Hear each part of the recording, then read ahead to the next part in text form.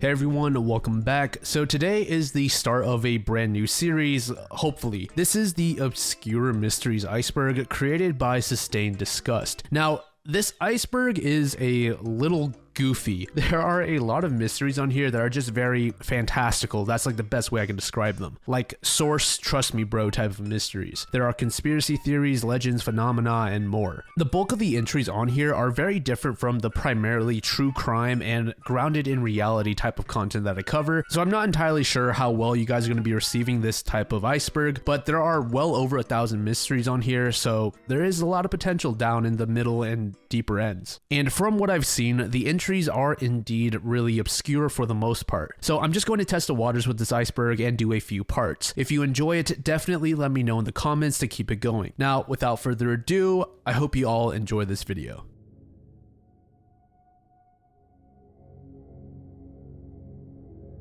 On October 3rd, 1955, an American merchant vessel known as MV Joyita vanished while on a routine voyage in the South Pacific. 5 weeks later, it was found abandoned and in disarray. Despite extensive investigations and numerous theories, the fate of the 25 passengers and crew remains unknown.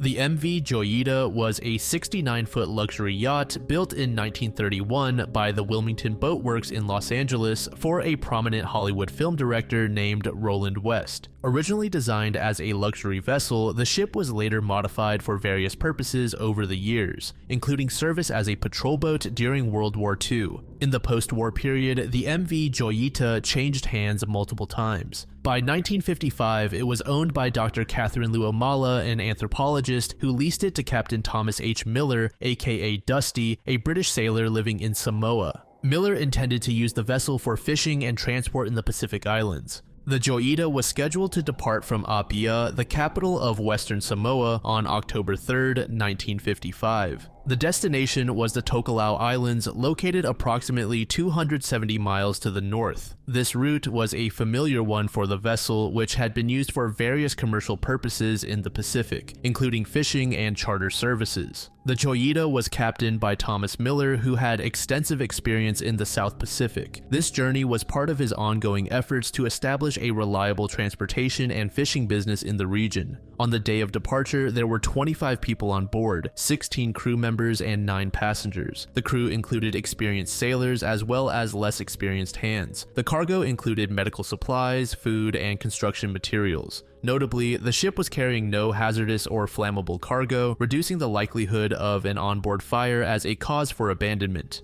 Before departure, the Joyita underwent routine checks and preparations. However, it is important to note that the vessel had a history of mechanical issues and was not in the best condition. The vessel's port engine was inoperative, and the ship was to sail on its starboard engine alone, a factor that would later contribute to its troubles at sea. On the morning of October 3rd, Captain Miller and his crew completed the final preparations for the voyage. The Joyita left Apia Harbor without incident, heading into the open Pacific Ocean. The weather was reported to be favorable, and the journey was expected to take approximately 48 hours. The first hours of the journey were uneventful. The Joyita maintained its course towards the Tokelau Islands, navigating through calm seas. However, as the voyage progressed, several mechanical and structural issues began to surface. The vessel's radio was already in poor condition. The radio had a limited range due to a damaged antenna cable which had been painted over, making it difficult to detect the break. Sometime during the second night of the voyage, the Joyita encountered significant mechanical problems. The vessel's starboard engine, which was already under strain, began to fail. Investigations later revealed that a corroded pipe in the engine's cooling system had burst, causing water to flood the bilges. Furthermore, the bilge pumps were clogged with debris, making the situation even worse as the debris was rendering them ineffective. The flooding in the engine room caused the vessel to list heavily to port. Despite these issues, it remained afloat due to its cork-lined hull and buoyant construction. Captain Miller and his crew attempted to rig an auxiliary pump to control the flooding, but their efforts were unsuccessful. At this point, the situation on board likely became increasingly dire. As the mechanical failures intensified, the crew attempted to send distress signals using the ship's radio. When found, the radio was tuned to the international distress frequency, indicating that an SOS call had been attempted. However, due to the damaged antenna, the signal's range was limited to about 2 miles, making it unlikely that the distress call was received by any nearby ships or coastal stations. The exact timing of the distress call is uncertain, but the ship's clocks, which were wired into the vessel's generator, were stopped at 10:25 p.m.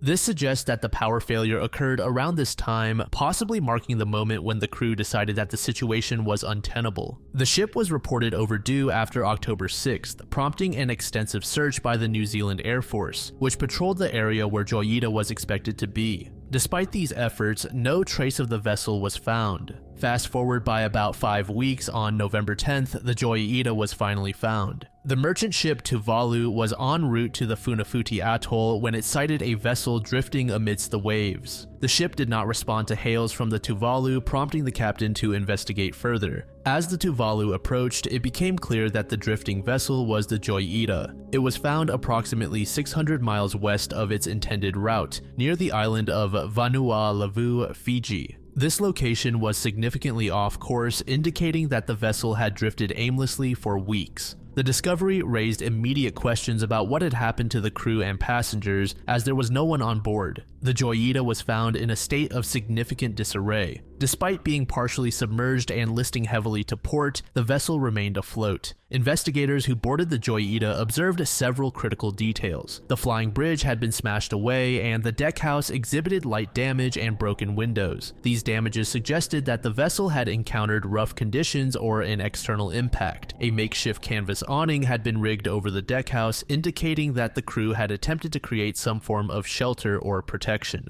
All of the Joyita's lifeboats and its dinghy were missing. This indicated that the crew and passengers had likely abandoned the vessel in these smaller crafts. The ship's radio was tuned to the international distress frequency, but as we already discussed, the antenna was damaged, making it unlikely that any distress calls were received. There were also several pieces of evidence that suggested the crew was in significant distress. For example, a doctor's bag was found on the deck containing a stethoscope, scalpel, and 4 lengths of blood-stained bandages. This indicated that there had been injuries on board and that medical treatment had been attempted. Additionally, the ship's logbook, sextant, mechanical chronometer, and other navigational equipment were missing. This absence hindered investigators' ability to reconstruct the events leading up to the abandonment. The condition in which the Joyita was found gave rise to numerous theories and speculations about what had happened. One of the most widely accepted theories is that a combination of mechanical failures and subsequent panic led to the abandonment of the ship. It was found with significant mechanical issues, including engine problems, flooding, and the radio failure. In such a situation, the crew and passengers might have panicked, especially if the flooding appeared to be uncontrollable and the radio was inoperative. The decision to abandon ship might have seemed like the best option at the time, even though the Joyita was still buoyant and arguably safer than the open sea. Another theory is that the Joyita was attacked by pirates who forced the crew and passengers to abandon the vessel. Piracy in the South Pacific was not unheard of, and there were fears of pirate activity in the region during the 1950s. The bloodied bandages could suggest that there was some violent altercation on board. This also takes us to the next theory, suggesting mutiny or some other type of internal conflict. There were rumors that there was tension between Captain Miller and several members of his crew. Miller did have a reputation for being rather hard-headed and difficult to work with, so this theory isn't totally unbelievable. During a scuffle, someone may have been injured, leaving those bloody bandages behind. If the crew did decide to leave and take the lifeboats, it wouldn't explain what happened to the rest of the passengers who stayed behind. Because of this, some are not so fond of this theory. There are also theories that involve rogue waves or other severe weather events. These weather theories are believable due to the damage the ship had sustained.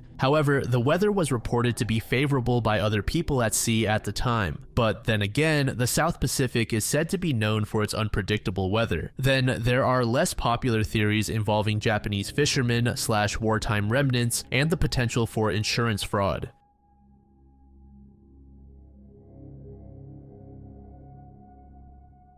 Andrew D. Basiago, an American lawyer and political activist, is best known for his controversial claims about participating in secret government projects involving time travel and teleportation. Andrew was born on September 18, 1961 in Morristown, New Jersey. He grew up in northern New Jersey and southern California and identified early on as an indigo child with special abilities such as telepathy and levitation. Basiago is highly educated and holds 5 degrees, including a Bachelor of Arts in History from UCLA and a Master of Philosophy from the University of Cambridge. His professional career includes practicing law in Washington State and editing works related to exopolitics and extraterrestrial life. Andrew's most prominent claims revolve around Project Pegasus. According to Andrew, this is a secret US government program under the Defense Advanced Research Projects Agency, or DARPA, during the late 1960s and early 1970s. Andrew stated that Project Pegasus aimed to develop advanced technologies such as teleportation and time travel, which were intended for both civilian and military applications.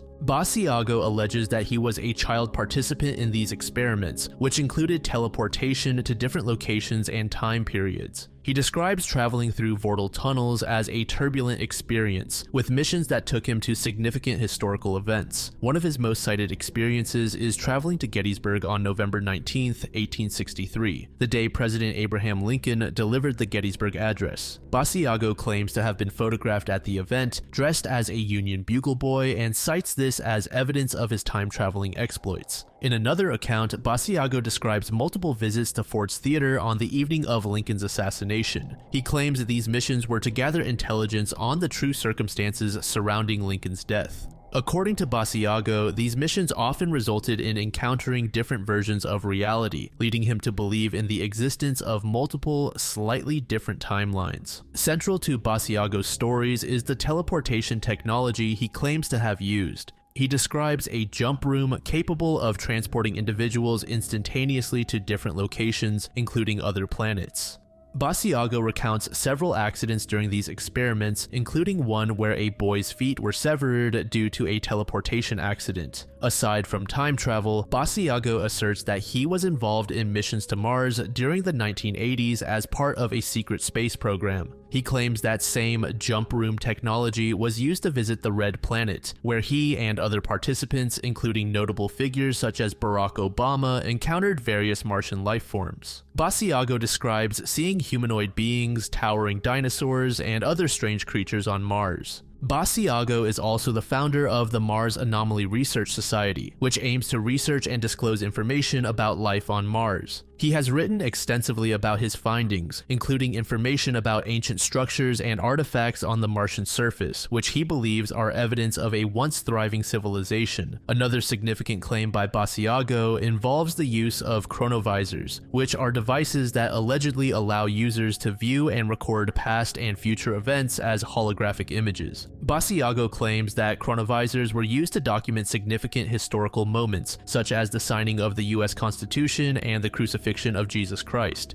He also claims that these devices were employed to brief US presidents about their future roles, long before they assumed office. In addition to his wild claims, Basiago has ventured into the political field. He ran for president of the United States in 2016 and again in 2020, positioning himself as a truth candidate who would reveal government secrets if elected. His campaign platform included the declassification of teleportation technology to combat climate change and provide humanity with a comprehensive understanding of history, present, and future. Obviously, these claims have been met with a mixture of intrigue and skepticism, more so just skepticism. While he has garnered a following of believers who support his calls for government transparency, the scientific community and general public largely view his stories as unverified and straight-up fantasy. Critics argue that there is no credible evidence to support Basiago's stories of time travel and extraterrestrial encounters. Despite this, Basiago has remained a vocal advocate for the disclosure of these technologies. He has appeared on various media platforms, including radio shows and podcasts, where he discusses his experiences and the potential implications of these advanced technologies.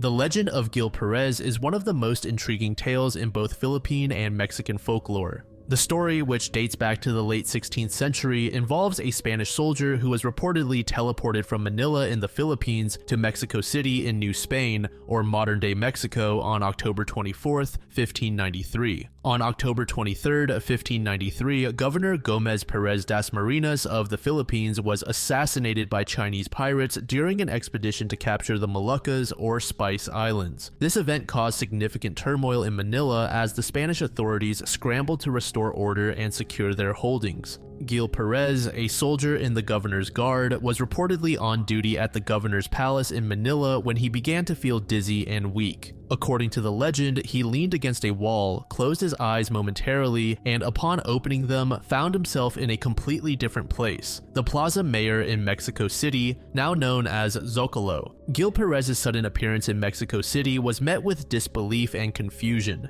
The authorities, noting his unfamiliar uniform and strange demeanor, detained him. He was questioned by the Viceroy of New Spain, Luis de Velasco, and the Spanish Inquisition. Perez maintained that he had been on duty in Manila only moments before and had no idea how he had arrived in Mexico City. Perez's story seemed unbelievable until news arrived from Manila. 2 months after his appearance, a ship from the Philippines brought news of Governor Dasmariñas' assassination, corroborating Perez's account. Additionally, some passengers on the ship recognized Perez and confirmed that he had been in Manila on the day of the governor's murder. This confirmation left the authorities in Mexico with no choice but to release Perez and eventually send him back to Manila. The story of Gil Perez has been subject to various interpretations over the centuries, ranging from historical explanations to supernatural and paranormal theories. Some historians argue that the story might have been a later invention, appearing in texts only a century after it supposedly occurred. This suggests that the tale could have been a product of the rich storytelling traditions of the time, possibly influenced by the desire to explain unexplainable events in a pre-modern context. The legend has seen numerous paranormal theories. Many authors have suggested that Gil Perez might have been abducted by aliens, while others propose advanced technology like teleportation.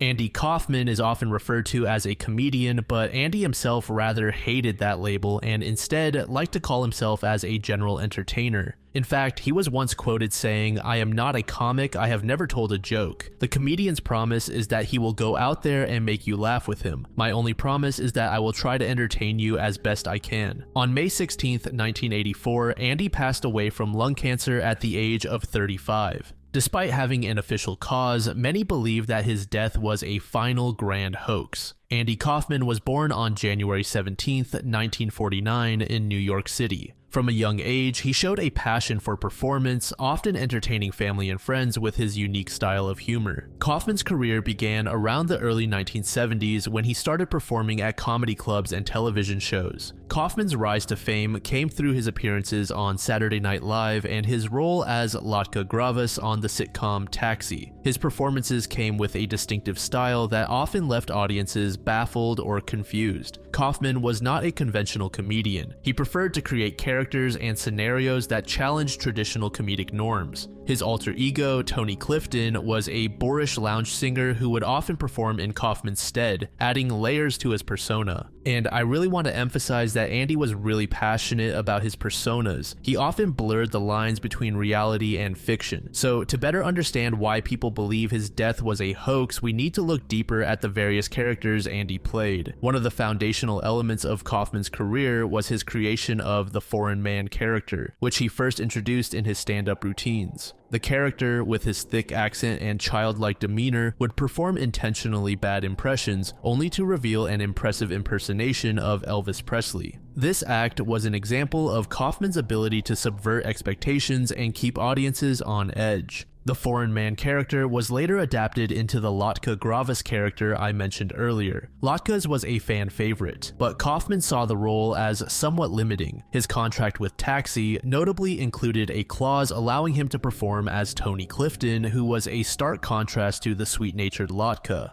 Kaufman went to great lengths to maintain the illusion that Clifton was a separate person, even having friends like Bob Zmuda perform as Clifton. This commitment to the character led to numerous chaotic performances where Clifton would antagonize the audience, creating an atmosphere of confusion and tension. These performances were designed to challenge the audience's perception of reality and fiction, which was a central theme of Kaufman's work. This made it difficult for audiences and even colleagues to discern when Kaufman was performing and when he was being himself. So fast forward to the early 1980s, Kaufman started wrestling women, which is as bizarre as it sounds, and it threw him in the middle of a lot of controversy. The wrestling antics resulted in a highly publicized feud with professional wrestler named Jerry Lawler. The feud included televised wrestling matches and a notorious confrontation on Late Night with David Letterman, where Lawler slapped Kaufman, sending him off the stage in a neck brace and cursing. This incident was later revealed to be staged, but at the time, it generated significant media attention and controversy. This was another example when the public couldn't tell when Kaufman was being genuine or playing a role.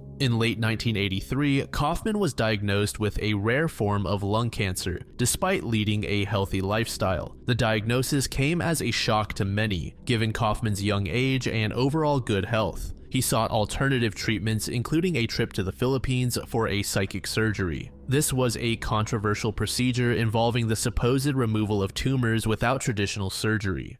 Kaufman's battle with cancer was kept relatively private, with only close friends and family aware of the severity of his condition. Given Kaufman's history of elaborate pranks and hoaxes, the unexpected nature of his illness and death fueled speculation that it was all part of an elaborate ruse. The possibility that Kaufman faked his death was significantly fueled by his brother, Michael Kaufman. In 2013, Michael made headlines when he announced at the Andy Kaufman Awards that he had discovered a letter written by Andy, outlining a plan to fake his death and return 20 years later. Michael's revelation was bolstered by the appearance of a woman claiming to be Andy's daughter, who stated that Kaufman was alive and living in hiding. Michael's claims added credibility to the rumors given his close relationship with Andy and his generally serious demeanor. According to Michael, the letter detailed specific instructions and dates, including a meeting point for Andy's return. However, it should be noted that it was never verified if the woman who claimed to be Andy's daughter was speaking the truth.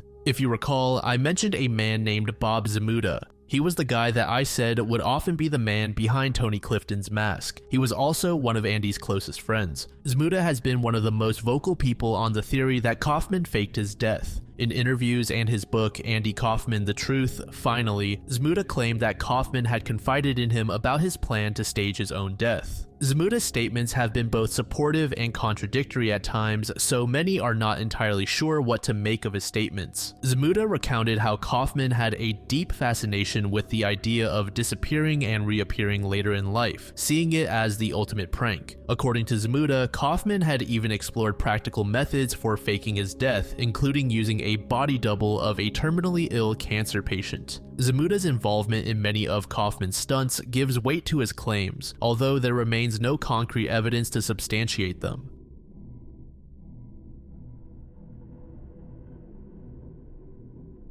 In August 1973, distress calls were received over CB radio from a boy named Larry, who claimed to be trapped in an overturned vehicle with his injured or deceased father. The story captured public attention, led to an extensive search operation, and sparked numerous theories about its authenticity. The boy, who was said to be sobbing and difficult to understand, claimed that he and his father had been involved in an accident while rabbit hunting. According to Larry, they were inside a red and white pickup truck. He described his father as possibly dead or severely injured as he was slumped over the wheel. Larry's calls for help were sporadic, interrupted by static and poor signal quality. He claimed to have no food or water and was unsure of their exact location. The search for Larry and his father involved local authorities, volunteers, and national agencies. The search teams were spread across various regions, including New Mexico, where the calls were believed to have originated. The search was complicated by numerous factors, including the vast and rugged terrain, the lack of precise location information, and interference from pranksters using walkie-talkies to impersonate Larry. In a dramatic turn, a University of New Mexico student rented a plane to conduct his own search for Larry. This ended in a crash landing, although the student escaped without injury. Throughout the search, conflicting reports about Larry's whereabouts and the legitimacy of his calls created significant challenges. At one point, an Army sergeant claimed to have spoken with Larry for 3 hours, but was unable to obtain any useful information about his location. Other reports suggested that Larry's transmissions were being received in distant states, raising questions about the feasibility of his CB radio's range and battery life. As the search progressed, some authorities began to doubt the authenticity of the distress calls, believing it may be a hoax. This skepticism was fueled by the lack of physical evidence and the increasingly erratic nature of the reports. Despite these doubts, the search continued, but there was no sign of Larry or his dad.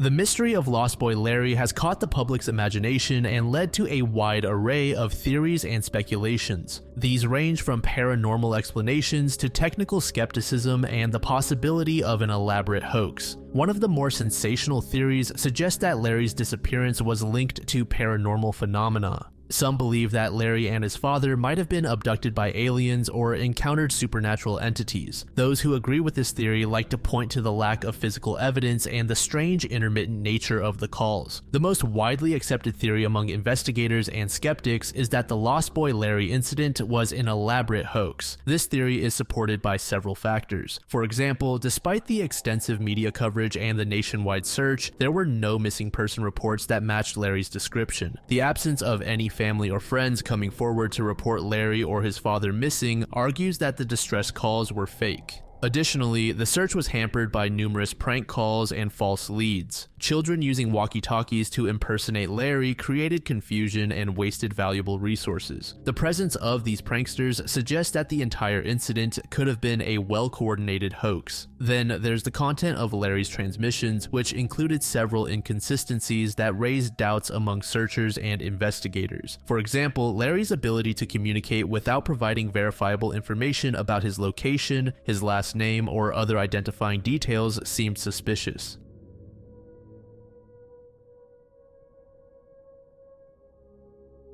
The Astroworld Festival tragedy on November 5th, 2021 at NRG Park in Houston, Texas, resulted in 10 deaths and numerous injuries. The event, organized by rapper Travis Scott, drew significant attention not only due to the scale of the disaster, but also because of the rapid spread of conspiracy theories suggesting the event was a demonic ritual or satanic sacrifice. These theories have been widely circulated on social media platforms like TikTok and forums such as Reddit, gaining substantial traction despite the lack of credible evidence. The Astroworld Festival was intended to be a major event, attracting tens of thousands of fans. However, the event quickly turned catastrophic due to severe crowd surges that resulted in compressive asphyxiation for many attendees. Emergency response efforts were hampered by the density of the crowd, leading to chaotic scenes and delayed medical intervention. Within hours of the tragedy, social media platforms were inundated with conspiracy theories. The most prevalent of these theories suggested that the concert was a satanic ritual or a demonic sacrifice. These claims were fueled by various elements, including the concert's stage design, promotional materials, and the thematic elements often seen with Travis Scott's performances. The event was designed with a giant skull entrance, which some interpreted as symbolic of entering another realm or underworld. And the visuals during the concert included fiery and chaotic imagery, which conspiracy theorists claimed resembled depictions of hell or demonic settings. While it is fun to speculate about such possibilities, it's vital to remember that this is widely fueled by speculation. The 2021 concert held in Houston was a tragic event with very real consequences for various oversights amongst those responsible for the concert.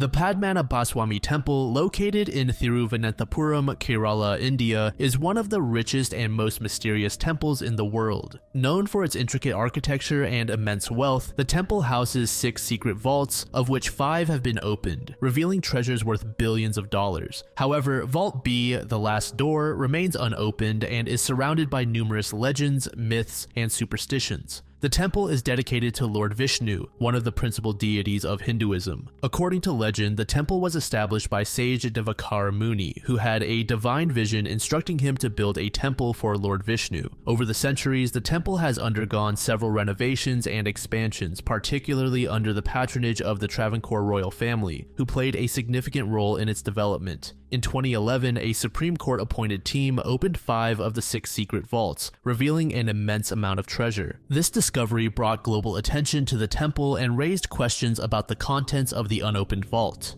This final vault is shrouded in mystery and numerous legends. Many believe that the vault is protected by divine and supernatural powers, including the snake god Anantha. The door to Vault B is said to be sealed with an intricate lock mechanism and adorned with engravings of cobras. It is believed that the door can only be opened by chanting specific mantras known to very few spiritual leaders. One of the most popular legends is that opening Vault B without the prescribed rituals would invoke a curse. This belief was reinforced when T.P. Sundarajan, the petitioner who filed a writ petition for the assessment of the temple's wealth, passed away unexpectedly in July 2011. Many attributed his death to a divine backlash, further fueling superstitions about the vault. Another legend, known as the Ocean Theory, suggests that opening Vault B would trigger a flood. This theory originated from a story about temple officials who attempted to open the vault during a severe famine, but stopped upon hearing what sounded like rushing water. It is believed that the vault is connected to the ocean and that breaking the seal would unleash catastrophic floods. The Travancore royal family, who have been the traditional custodians of the temple, strongly oppose the opening of Vault B. They argue that it would violate religious traditions and potentially bring disaster. The royal family asserts that they should remain responsible for deciding the fate of the vault and continue to be the temple's guardians. The matter of opening Vault B has also been subject to legal debates and ethical considerations. While some argue that the vault should be open to catalog and protect the temple's assets, others believe that it should remain closed out of respect for religious beliefs and traditions. The Supreme Court of India has been involved in decisions regarding the temple's management and the handling of its treasures, but as of now, Vault B remains unopened.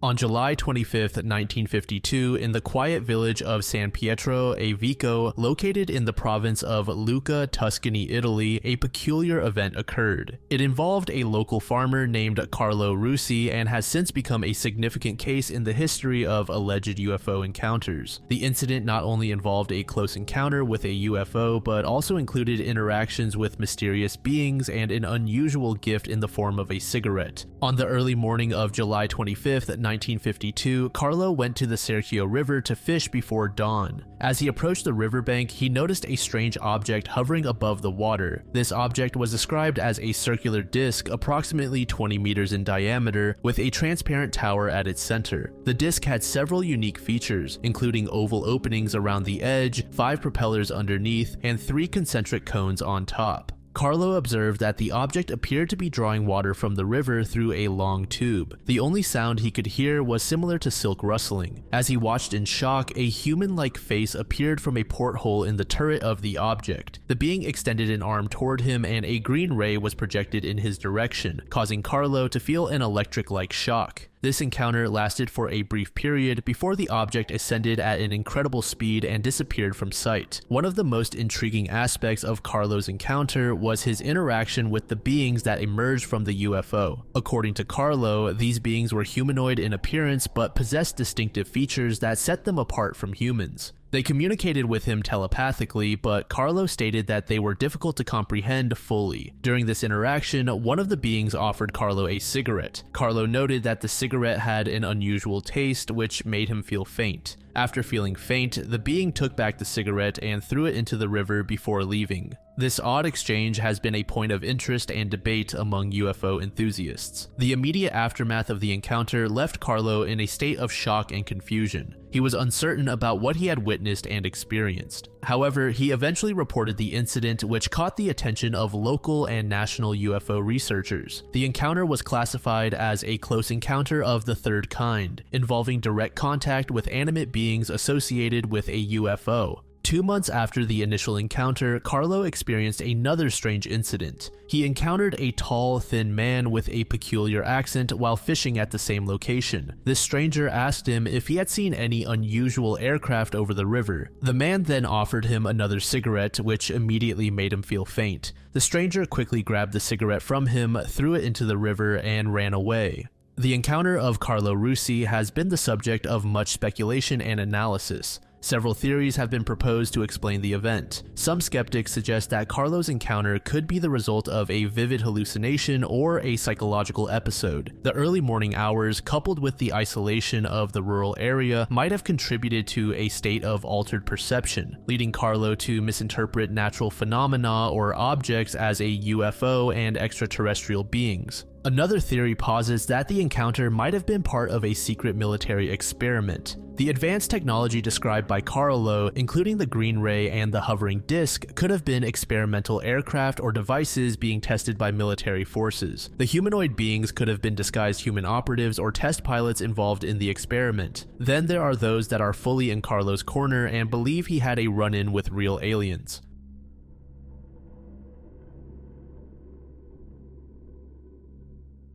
Chris Benoit was a well-known professional wrestler. On June 25, 2007, Chris, his wife Nancy, and their 7-year-old son Daniel were found dead in their home in Fayetteville, Georgia. The police determined that Chris had murdered Nancy and Daniel before taking his own life. This tragic event shocked the wrestling community and the public, and it's an entirely different topic for a different day. What this entry is referring to is a particular Wikipedia edit made before the event that is referred to as a premonition of sorts. At 12:01 a.m. June 25, 2007, an anonymous user edited Chris Benoit's Wikipedia page stating that he missed a WWE event due to the death of his wife, Nancy. That afternoon, authorities discovered the bodies of the Benoit family. The deaths were not publicly announced until after this discovery. The edit was made from an IP address located in Stamford, Connecticut. This location is significant as it is home to WWE's headquarters, leading to speculation about the editor's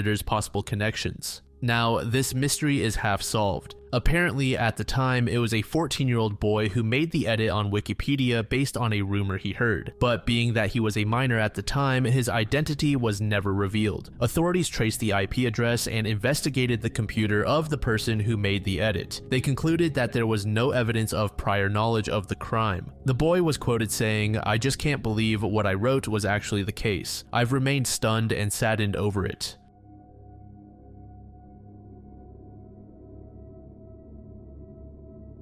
Sanpaku eyes is a term that originates from Japanese face reading. The term sanpaku literally translates to 3 whites, referring to the condition where the white part of the eye is visible above or below the iris. This unique eye condition comes with many superstitions and cultural beliefs, suggesting insights into a person's fate and personality. Sanpaku eyes are categorized into 2 types based on the visibility of the sclera. There's yin sanpaku, which occurs when the sclera is visible below the iris. It is believed to indicate vulnerability to external dangers and misfortunes. People with yin sanpaku eyes are thought to be at risk from the outside world. And then there's yang sanpaku. This occurs when the sclera is visible above the iris. It is associated with internal turmoil, suggesting that the individual might have a tendency for aggressive or self-destructive behavior. Several famous people throughout history are known to have had these eyes, which has contributed to the intrigue surrounding this condition. John F. Kennedy was said to have had yin sanpaku eyes, which again is said to carry risk. To many that believe in this superstition, they viewed his assassination as proof that this is not simply a legend. Another example is Marilyn Monroe, who also faced a tragic death from an OD at an age that is still pretty young in the larger scale of life, that being 36. As for those with yang sanpaku eyes, Charles Manson is often brought up. The infamous cult leader was obviously very violent and erratic, which would support the superstition as well. From a medical standpoint, the condition is known as scleral show. It can be an inherited trait or result from various factors, including aging, trauma, or certain health conditions such as thyroid eye disease. Western medicine generally considers scleral show to be a normal anatomical variation unless it is associated with specific health issues.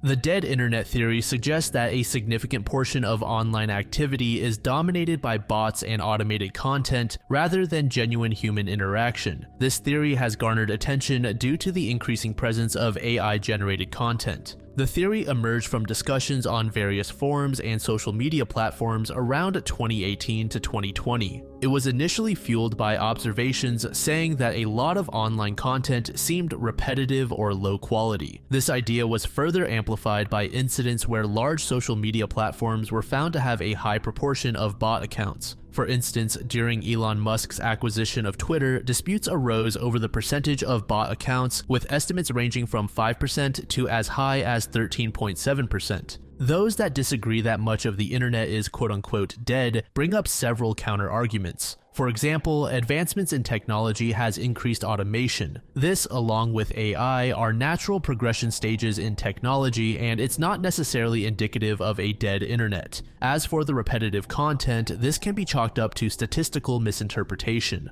High levels of repetitive content can result from trends, viral phenomena, and human behavior, not just bot activity. Popular topics and memes naturally lead to similar posts and discussions on the same topics, and there are constantly humans getting on various media platforms to create content. Despite the prevalence of bots, humans still take up a significant percentage of online content.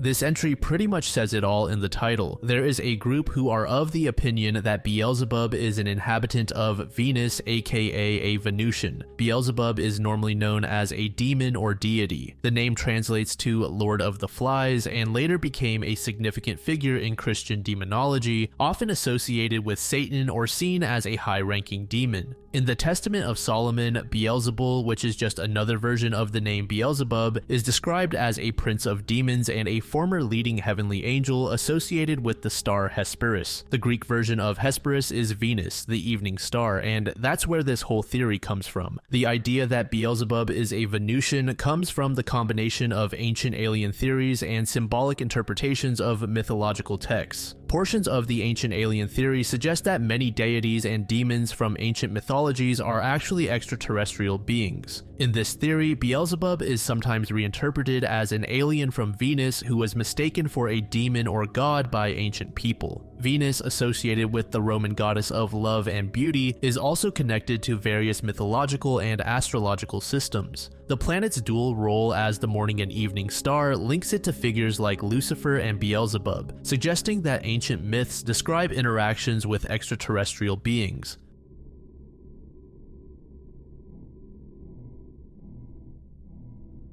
This next entry is titled The Cult of the Nobody, but it is also often referred to as the Nobody Theory. This theory centers around the idea of a hidden, ordinary individual with extraordinary potential to bring about significant change in the world. The theory began to surface on various fringe internet forums and image boards around 2010 to 2013. It's a bit tough to pinpoint the exact origin or the individual who first introduced the concept, but it quickly spread through online communities known for discussing esoteric and conspiratorial topics. Early discussions depicted the nobody as a person living a normal/crappy life, unaware of their destiny. This individual was believed to possess unique spiritual powers that could alter the course of history. The anonymity and ordinariness of the nobody were heavily emphasized, suggesting that this person could be anyone, anywhere. As the theory gained traction, it began to integrate elements from other conspiracy theories and esoteric beliefs. For example, some versions of the theory suggest that the nobody is being monitored or hunted by a secret society aware of their potential.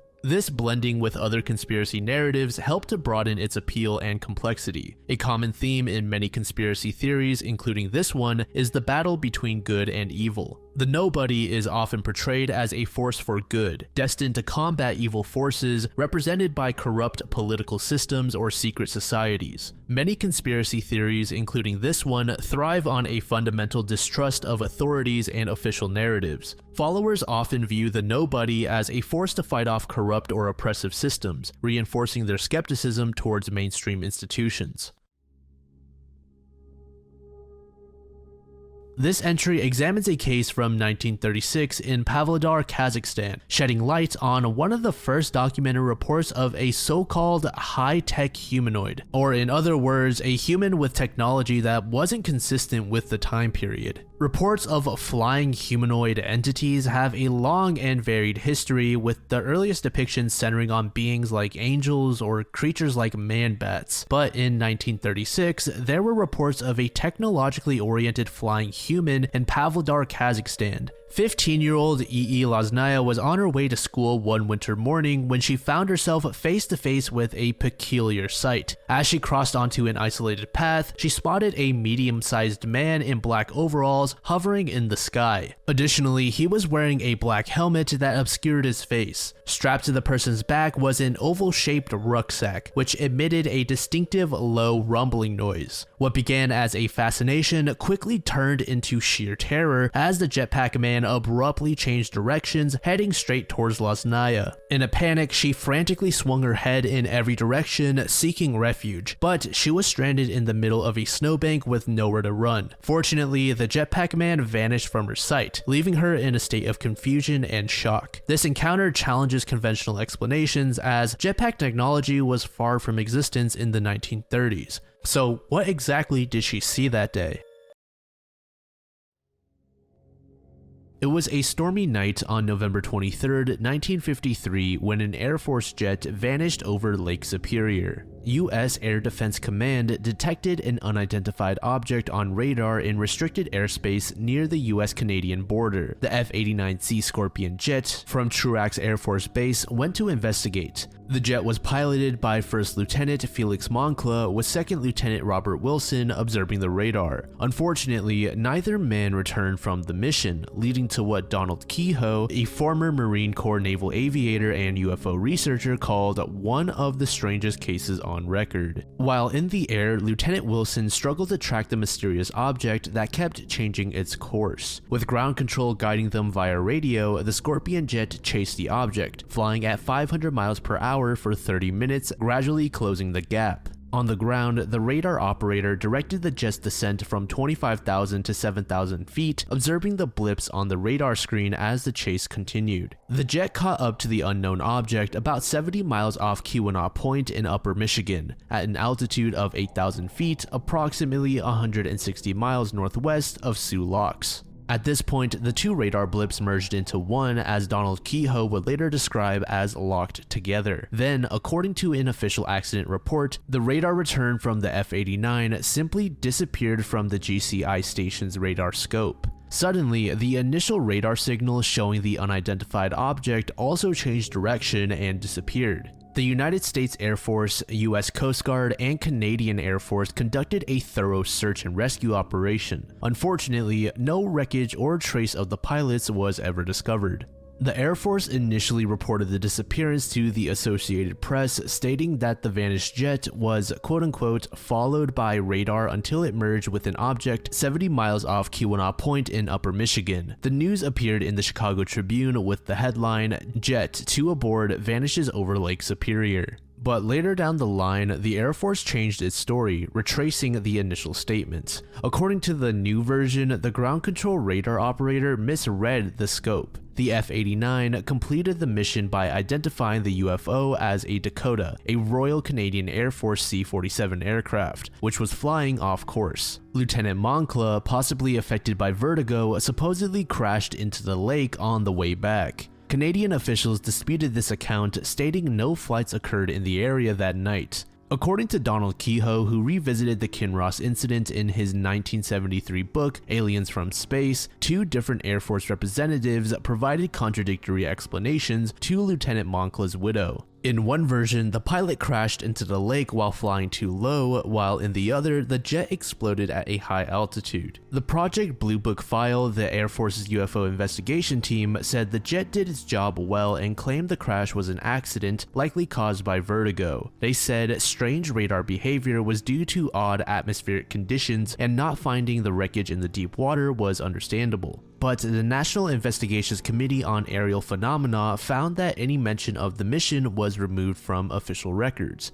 The Aerospace Technical Intelligence Center said there was no record in Air Force files of a sighting at Kinross AFB on November 23, 1953, and no similar case. With no satisfying official explanation, groups not affiliated with the military called civilian saucer groups made their own theories. Some thought the jet hit a protective beam like a quote-unquote concrete wall. Others guessed that the jet may have been taken aboard the UFO. In 1968, local newspapers reported finding military jet fragments near Lake Superior, but this discovery was never confirmed. In 2006, a person named Adam Jimenez, who said he represented the Great Lakes Dive Company, told UFO bloggers and the UFO community that they found an airplane wreck and a metallic object resembling part of a flying saucer in the area. However, UFO researchers found issues in Jimenez's story and discovered that the Great Lakes Dive Company was not actually real. Eventually, Adam Jimenez disappeared without a trace. You might be familiar with the Dyatlov Pass tragedy, where 9 experienced hikers died unexpectedly in the Russian Ural Mountains. While that case is well known and doesn't need repeating, there's another semi-less famous but eerily similar incident. In southern Siberia's Buryatia region near Lake Baikal lies the Kamar-Daban mountain range. This area also witnessed a number of mysterious hiker deaths. Ludmila Korovina, aged 41, was an expert at surviving in the wild and a hiking teacher who was well respected by her colleagues and students. Despite being tough on her students, they thought that she was a great teacher who boosted their confidence and taught them important hiking skills. In the summer of 1993, Ludmila and 6 of her students planned to hike in the Kamar-Daban mountain range, a popular and widely considered safe spot for summer hikes. Everyone was excited about the trip, given Ludmila's knowledge of the area and close relationship with her students. The first person among the 6 and the one closest to Ludmila was Alexander Kresin, a 23-year-old who was like a son to her since she had known him for most of his life. The other 5 students were Timur Bapanov, 15, Victoria Zalasova, 16, Valentina Yudachenko, 17, Tatiana Filipenko, 24, and Denis Fachkin, 19. On August 2, 1993, the 7 arrived at Murino village to start their hike over the Alps, excited about the clear weather forecast. Ludmila's daughter Natalia led one of the 3 trekking groups in the area. They planned to meet on August 5th when their routes crossed. The 6 students were eager to show their hiking abilities after months of preparation, and their close bond had developed during this time as well. The first 2 days of the hike went better than expected. The group worked hard and climbed the Retranslator summit quickly. However, on August 4th, when they began to descend, the weather forecast proved wrong, and they encountered heavy rain. The hikers' progress slowed down because of the added weight from their wet supplies. Despite having nearby trees for cover, Ludmila quickly decided to set up camp in an open area due to the exhaustion of the other hikers. That night, they couldn't start a fire, but everyone remained in good spirits. The next morning, they successfully built a campfire, had breakfast together, and set out for the day. They planned to meet Natalia and hoped to surprise the other group, considering how quickly they had climbed the mountain the day before. Later that day, Natalia and her group reached the planned meeting spot, but Ludmila, Natalia's mother, did not show up.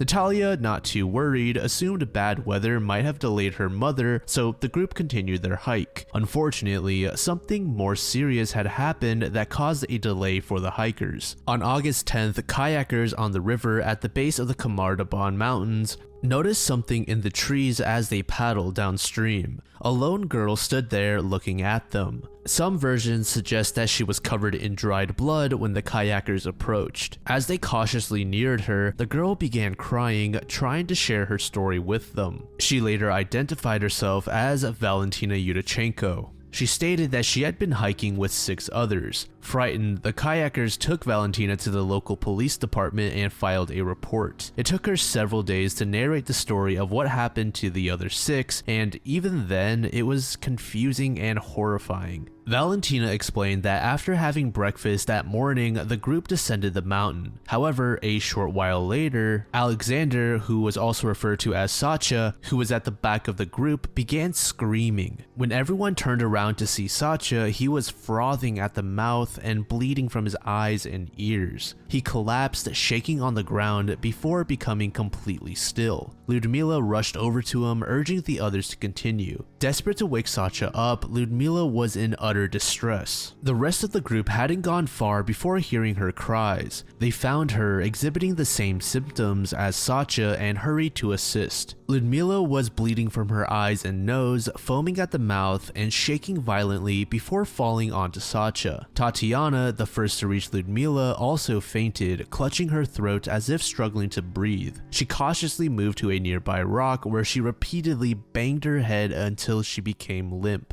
Dennis hid behind a rock while Timur and Victoria ran away. Seeing three friends seemingly die within minutes, Valentina was left frozen. Victoria and Timur collapsed and died while running, exhibiting the same symptoms as the others. Valentina and Dennis, realizing they were the only survivors, sprinted away. However, Dennis soon collapsed violently as well. In a panic, Valentina left him behind, taking only a tent and the clothes on her back. Valentina hurried down the mountain, ensuring she was far away. She set up tent for the night under sufficient tree cover and fell asleep. When she woke up and realized that she was still alive, Valentina knew she needed resources to survive in the woods alone. The problem was, to get these resources, she had to go back to where her friends had died. Valentina climbed back up the mountain, retracing her steps because she felt she had no other choice. When she reached the spot, she found that none of her friends had moved from where they had fallen.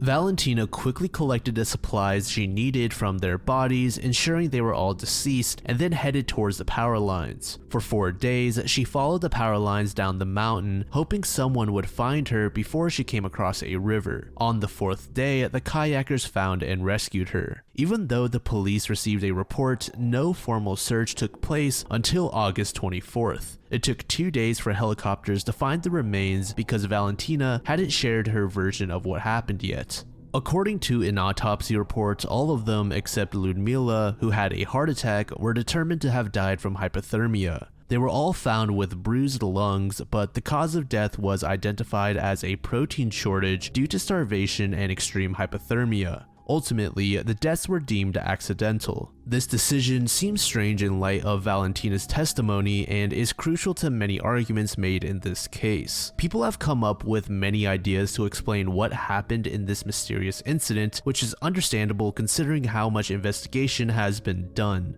These explanations, like those for any surprising event, go from scientific reasons to ideas about extraterrestrial life and the supernatural. Some think the hikers accidentally stumbled into a Russian military experiment in the mountains and got killed, with the police covering it up.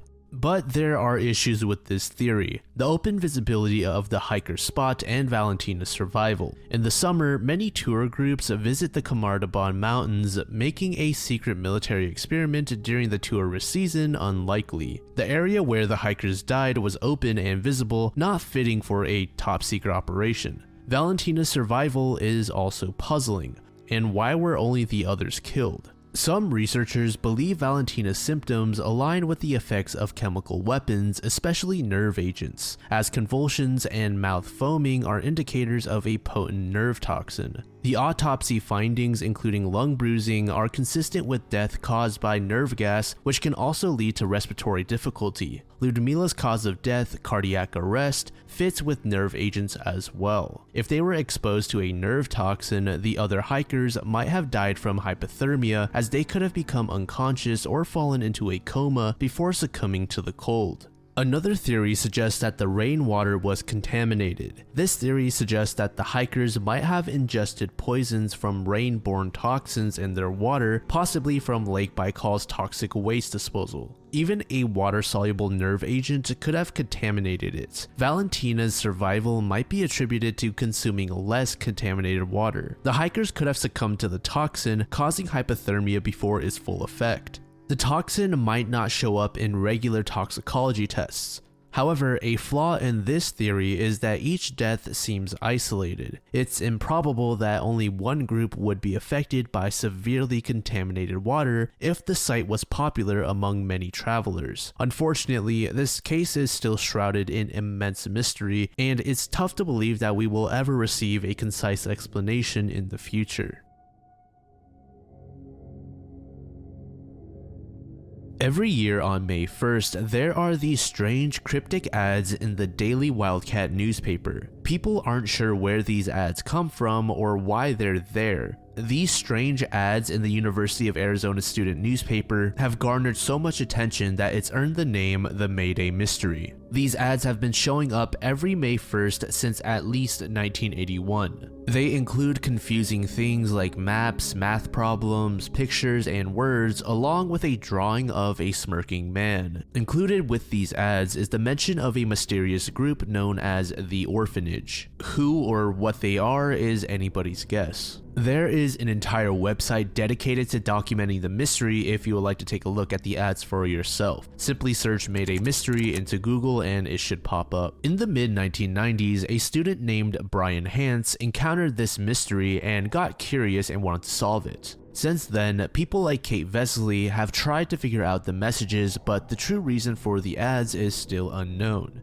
Many online platforms discussed the mystery, and it eventually led to a man named Robert Hungerford, who is often linked to the orphanage group. By 1997, Brian Hance, a junior at this point and the paper's webmaster, dug deeper into the mystery. He found ads dating back to 1981. With the rise of the internet, the Mayday Mystery continued to intrigue many more people. Enthusiasts worldwide tried solving it through podcasts, videos, and social media. Now back to Kate Vesely. Unlike her friends who ignored the ads in the paper, she checked MaydayMystery.org and came back to campus every May 1st for the paper. Even after finishing school in 2002, her love for history made her dig deeper into the mysterious ads. Kate spent a lot of time on the site looking at the ads and finding similarities. The same pictures and words, usually showing a smiling man, sometimes with 4 straight lines for hair, sometimes 5. When she wasn't busy with schoolwork, she read the texts, searched the internet for clues, or sat in front of a machine at the library. In 2009, about 15 years after Hance first saw a Mayday ad in the Wildcat, Kate emailed him suggesting that they start a Facebook group.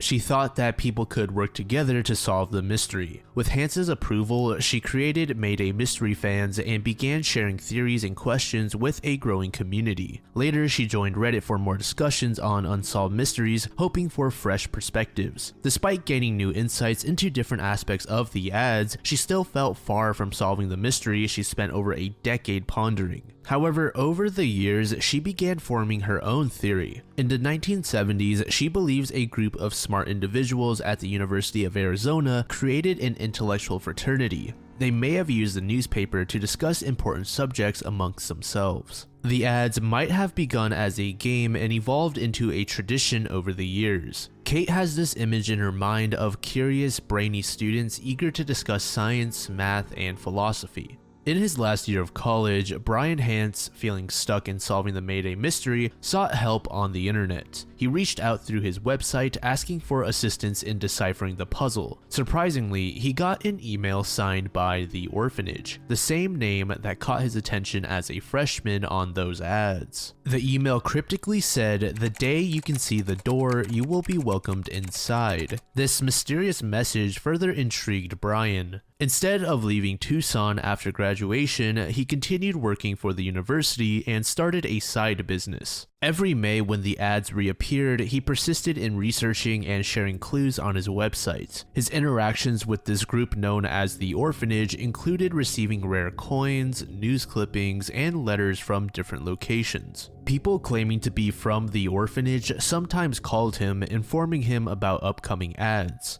Other times, he communicated with individuals like himself attempting to solve the mystery. In the early 2000s, he met a person who insisted on an in-person meeting to share her research. He biked to a cafe in downtown Tucson only to find that the researcher was a young girl accompanied by her father from Phoenix. The girl presented her theory that the person behind the Mayday Mystery was the Zodiac Killer. She compared images of envelopes from the Zodiac Killer to those that Hance received from the Orphanage. Despite the girl's conviction, Hance was understandably skeptical. Ultimately, the girl left, mentioning that she had sent her findings to the FBI. If you recall, towards the beginning of the entry, I mentioned the name of a man named Robert Hungerford. Well, down the line, he was confirmed to be the lawyer for this orphanage group, but there was still little information on who this client was. Robert used to be a student at the University of Arizona in the late 1960s. He studied philosophy and later got his law degree there.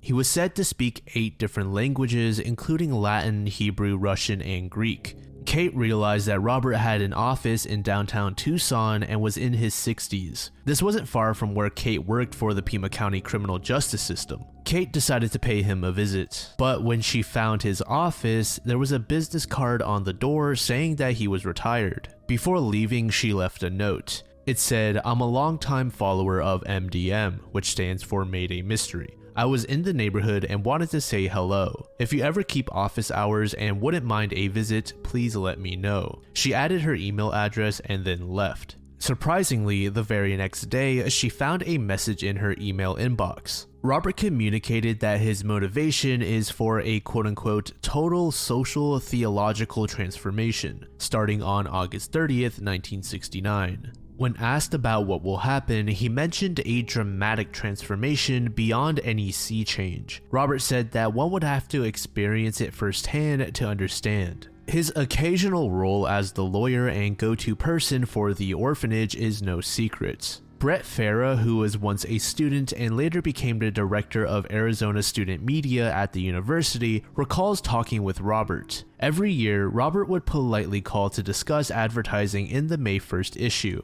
He was polite and professional, using just enough words without being rude, maybe reflecting a different time. At some point down the line, Robert actually got into contact with Brian Hance in order to get him to fix his computer. Hance obviously accepted, and he tried to talk to Robert about the Mayday mystery, but Robert remained reserved and focused on business. Despite Hance's efforts, Robert didn't reveal much about the mystery.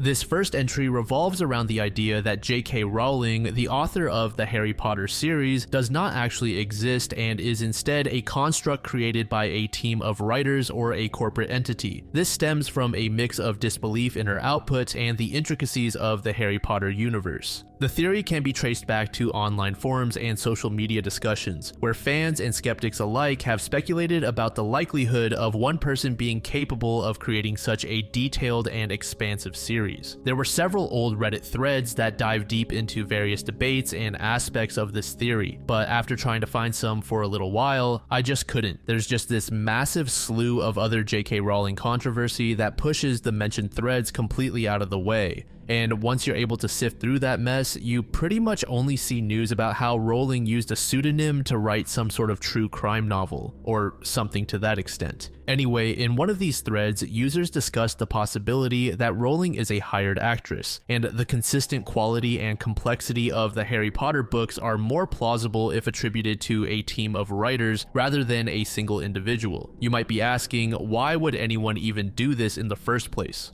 Well, presenting a single person as the author is a more effective marketing strategy than admitting to a corporate or collective authorship. This personal touch helps build a stronger connection with readers and enhances the brand's marketability. As for the arguments that are frequently used, we already mentioned that the sheer vastness of the series seems like a lot for one person to come up with. Aside from that, there's Rowling's consistency and her polished nature in professional public settings. Supporters of this theory point out that Rowling is unusually adept at handling media interviews and public relations. They're suspicious that she is just a stand-in who is professionally trained to handle the media, that she feels much more like a well-managed corporate entity rather than an individual writer. While there are people who believe that Rowling is not the true author, most are not convinced of this theory. They point to several different arguments to combat the idea, such as her consistent personal narrative and public persona. People state that these are difficult to fake over an extended period. Her interactions and responses on platforms also display a personal touch that would be hard to replicate by a team of individuals. There are also detailed accounts of Rowling's personal life before the success of the Harry Potter series. The accounts have been corroborated, but this same argument is also used by those who support the theory, saying that it was all an elaborate fabrication.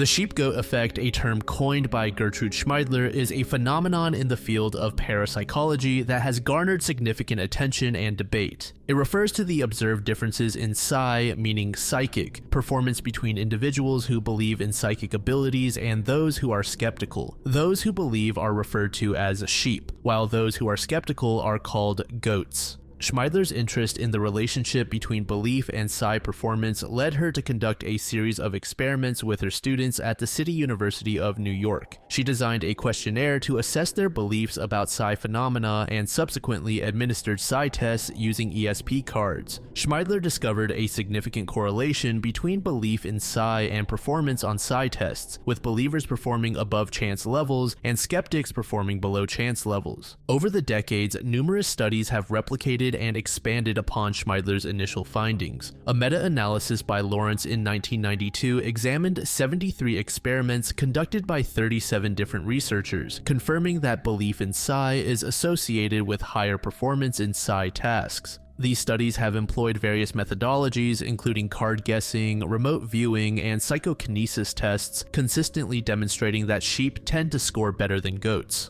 One notable experiment involved a clairvoyance task using Zener cards, where participants were presented with written and verbal statements of scientific data designed to either reinforce or challenge their beliefs in psi. The results showed that believers given pro-psi statements performed significantly better than non-believers or those given anti-psi statements. This finding suggests that belief reinforcement plays a crucial role in psi performance. The sheep-goat effect has profound theoretical implications for our understanding of consciousness and reality. One key question is whether the observed differences in psi performance are due to genuine psychic abilities or psychological factors such as expectancy effects, confirmation bias, and the experimenter's influence. Critics argue that methodological flaws and biases could account for the effect, while supporters believe it demonstrates the influence of belief on psi phenomena.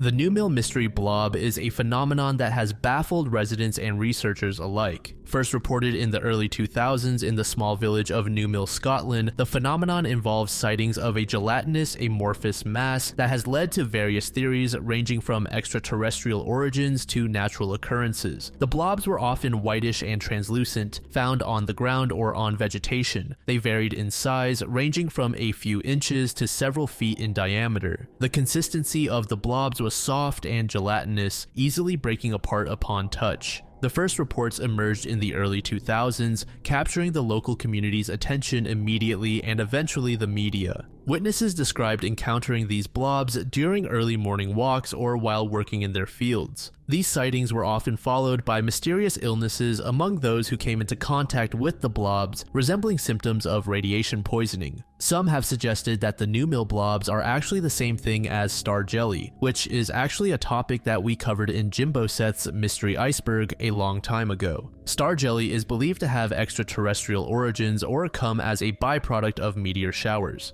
However, despite historical accounts, there is a significant lack of consistent scientific evidence. There's also a theory suggesting that these blobs are nostoc, which is a type of cyanobacterium that forms gelatinous colonies, particularly after heavy rains. However, these usually appear blue or green, whereas the blobs are described as white. Another theory proposes the idea that these blobs may be the remains of amphibians expelled by predators. There's also the proposal that the blobs are some sort of industrial or agricultural byproduct, something like waste material or remnants from a chemical runoff. And finally, some believe that this thing is an alien, or at the very least has something to do with extraterrestrials.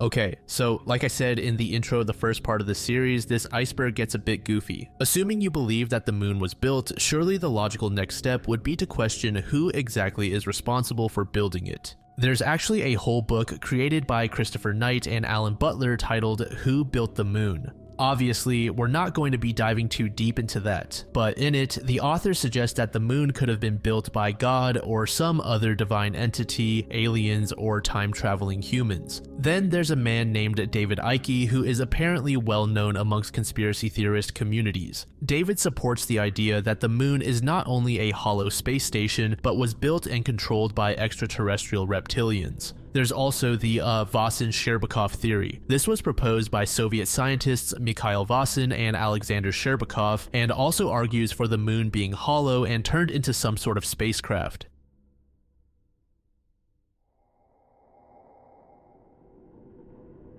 The 1939 New York World's Fair, held in Flushing Meadows Corona Park, was a significant cultural event that attracted millions of visitors. It was a showcase of human achievement, innovation, and a vision of a brighter future. However, the fair was also the site of a tragic and mysterious event, that being the bombing on July 4th, 1940, which killed 2 NYPD officers. This event has since become a subject of various conspiracy theories, including the controversial idea that British intelligence was involved in influencing American public opinion and policy towards World War II. The 1939 New York World's Fair opened on April 30th, 1939, and was intended to be a celebration of progress and peace. With over 30 countries participating, the fair featured pavilions that displayed technological advancements, cultural exhibits, and futuristic concepts. It was a time when the world was on the brink of war, and the fair provided a temporary escape from the growing global tensions.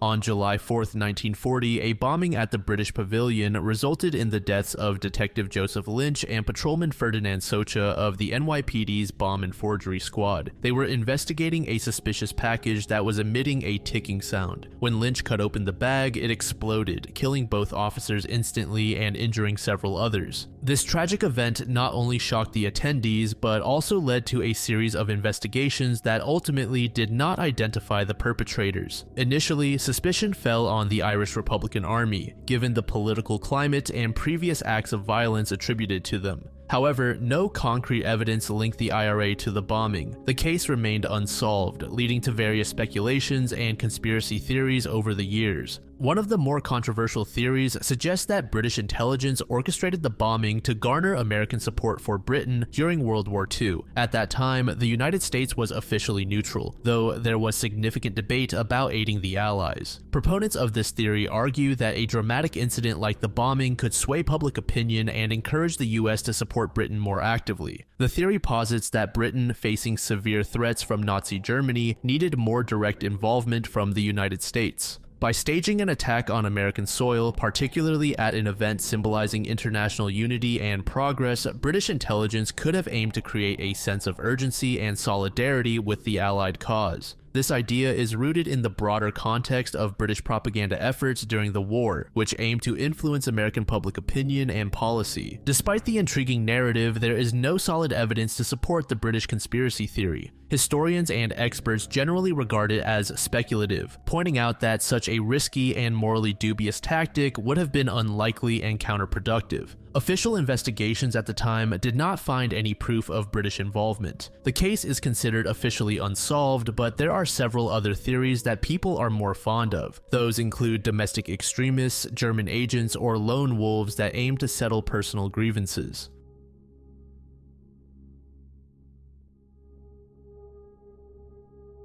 For YouTube reasons, I have to add a disclaimer before we start this next entry. I am not condoning the use of any substances. Do not use the information in this video to influence any stupid or reckless behavior. The concept of machine elves is reported by individuals who have experienced the compound known as DMT. These entities, which some users encounter during their experiences, have sparked extensive debate and interest within both the scientific and psychonaut communities. During a trip, users often report entering a completely different realm or dimension filled by intricate geometric patterns, intense colors, and notably encounters with seemingly autonomous entities. Machine elves, aka clockwork elves, or self-transforming machine elves, are described as small humanoid beings. These entities often appear to be composed of brightly colored, constantly shifting geometric patterns. They are perceived as sentient and autonomous, engaging with the user in various ways, such as through telepathic communication, imparting knowledge, or performing playful and mischievous acts. Reports of encounters with machine elves often describe them as welcoming and kind.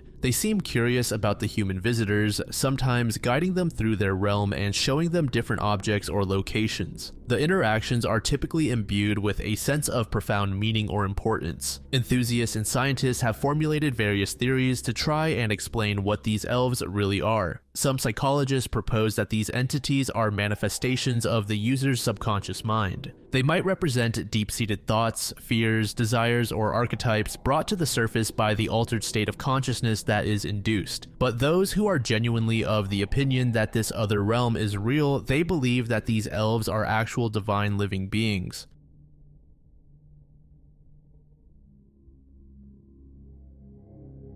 The conspiracy theory about Russian elites having eyes that glow in the dark is one of the many strange and unfounded narratives that the internet has created. This theory, which is predominantly circulated on platforms like Reddit and 4chan, suggests that certain high-ranking individuals in Russia possess supernatural or extraterrestrial characteristics, notably eyes that emit a glow in darkness. This theory lacks scientific backing and is considered a fringe idea, yet it has caught the attention of a subset of conspiracy theorists who link it to broader narratives about secret societies, alien beings, and government cover-ups. The origins of this conspiracy theory are unclear, but it seems to have gained traction in online communities that are already predisposed to believing in unusual or supernatural phenomena. The theory is discussed extensively on subreddits like Conspiracy Commons and Reptilians on Reddit. At the heart of this theory is the belief that the glowing eyes of Russian elites are a sign of something more sinister. Some proponents suggest that this could be the result of advanced medical treatments accessible only to the elite, while others believe it points to a deeper, perhaps extraterrestrial origin. Another significant aspect of the theory is its connection to secret societies and hidden powers. Conspiracy theorists often link the glowing eyes to narratives about secretive organizations that control global events from behind the scenes. These secret societies are believed to possess advanced technologies or knowledge that allow them to alter their physical appearances, including making their eyes glow. This ties into long-standing conspiracy theories about groups like the Illuminati or Freemasons, who are often accused of wielding hidden power and engaging in occult practices. One of the most critical aspects of debunking this theory is the complete lack of scientific evidence. There is no credible biological or medical explanation for why a human's eyes would glow in the dark naturally. While some animals have reflective layers in their eyes that can create a glowing effect, this is not a trait found in humans. Any genuine case of glowing eyes in humans would likely be due to artificial means rather than a natural phenomenon. The persistence of such conspiracy theories can often be attributed to psychological and sociological factors.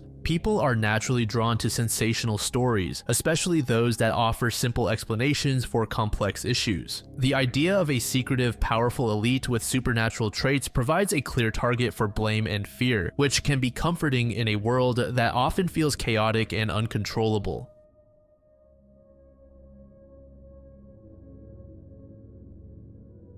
This next entry seems to just be referring to one person's account of encountering a ghost. Since there's not really any additional information, I'm just going to read the post word for word. It was created back in June of 2001 by someone named Nikki. My house has always been full of paranormal activity. Things happen like pictures falling off walls when they were hung up well and no one was around to have knocked them down. White and gray blurs appear in different places, unexplainable noises, missing things that are later found, and random footsteps. I'm going to tell you about one of the strangest experiences I have encountered while living here. My best friend and I had just come from school and changed out of our uniforms and into comfortable shorts and t-shirts. We were kind of hungry, so we got some cheese and crackers. We sat down at my counter and started talking about our days, and she started telling me a story about something that happened in English class. That's when I suddenly heard something that made my stomach turn. We were on the main floor and coming from the basement. I could hear loud opera-type singing. The tune carried on and my friend stopped talking. We looked at each other and I asked her if she had just heard some kind of singing. She nodded and we both freaked out and ran outside. It was the middle of winter and there was snow on the ground, but we didn't care. We just didn't want to be in or near the house. I slammed the glass door behind me, and when we got down the stairs leading from the door to the porch, we turned around to look at the door because I thought I heard a cabinet close or something.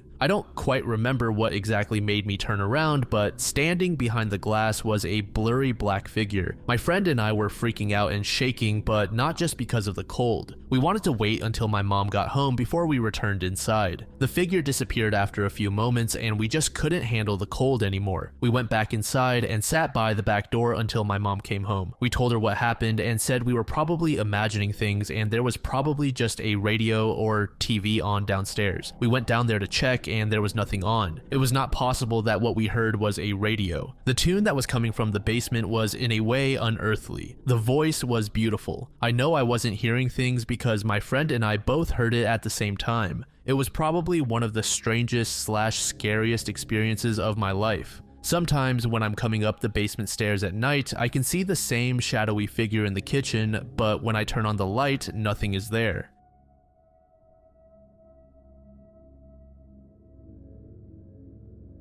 Greek fire remains one of history's most interesting and formidable weapons. Developed by the Byzantine Empire around the 7th century, it was used primarily in naval battles to devastating effect. However, to this day, not only is its composition a mystery, but also its deployment methods. The Byzantine Empire, faced with numerous threats from various fronts, needed a powerful weapon to defend its territory, especially its capital, Constantinople. Greek fire is credited to Callinicos, a Syrian engineer who fled to the Byzantines and supposedly brought the formula with him. However, there is debate about whether Callinicos invented it or merely improved upon an existing technology. Greek fire was first used to great effect during the Arab sieges of Constantinople in 674 to 678 and 717 to 718 AD. Its ability to burn even on water made it a revolutionary weapon in naval warfare. The psychological impact on enemy forces was significant, as the sight of inextinguishable flames could instill pure terror and confusion. The exact composition of Greek fire remains one of history's best-kept secrets. Historical sources suggest a mixture of substances, including naphtha, which is a type of petroleum, quicklime, sulfur, and pine resin. However, the precise recipe and the process of combining these ingredients have been lost. The secrecy surrounding Greek fire cannot be understated. The formula was known only to a select few, and the knowledge was carefully guarded and passed down through generations of Byzantine emperors and trusted officials. This compartmentalization ensured that even if the Byzantines' enemies captured the weapon, they could not replicate it due to the lack of comprehensive knowledge of its composition and preparation. Greek fire was deployed using various innovative methods. The most famous deployment method was through siphons mounted on ships. These siphons acted like flamethrowers, projecting the fire onto enemy ships. The Byzantine Navy used pressure pumps to spray the burning liquid, creating a powerful barrier against attackers. In addition to ship-mounted siphons, handheld projectors known as chirosiphons were used for close combat. These devices allowed soldiers to use Greek fire in land battles and sieges. There are also accounts of Greek fire being used in clay grenades, which could be thrown at enemies.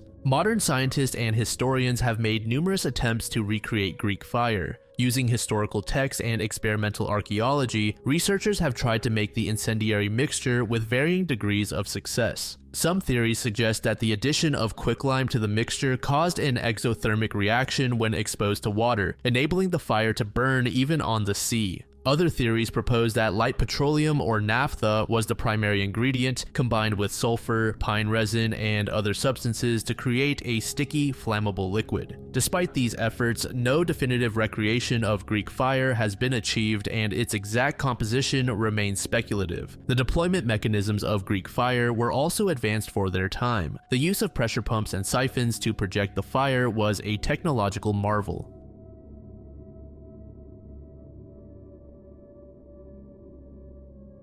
The Florida zombies phenomenon refers to a series of incidents and theories surrounding bizarre and violent behavior exhibited by individuals in Florida, often attributed to the use of synthetic drugs like bath salts. The most notable incident involved Rudy Eugene, dubbed the Miami Cannibal, who attacked and severely injured Ronald Popo in May 2012. On May 26, 2012, Rudy Eugene attacked Ronald Popo under the MacArthur Causeway in Miami, Florida. Eugene, naked and reportedly acting acting erratically, was witnessed tearing at Popo's face with his teeth, leading to severe injuries. The attack lasted for 18 minutes and only ended when police shot and killed Eugene. In the immediate aftermath, there was widespread speculation that Eugene was under the influence of bath salts. This theory was bolstered by reports from the Miami police, who suggested that the substance could have induced the violent behavior observed in Eugene. Media outlets quickly latched onto this narrative, branding Eugene as a zombie and fueling public hysteria about a potential drug-induced zombie apocalypse.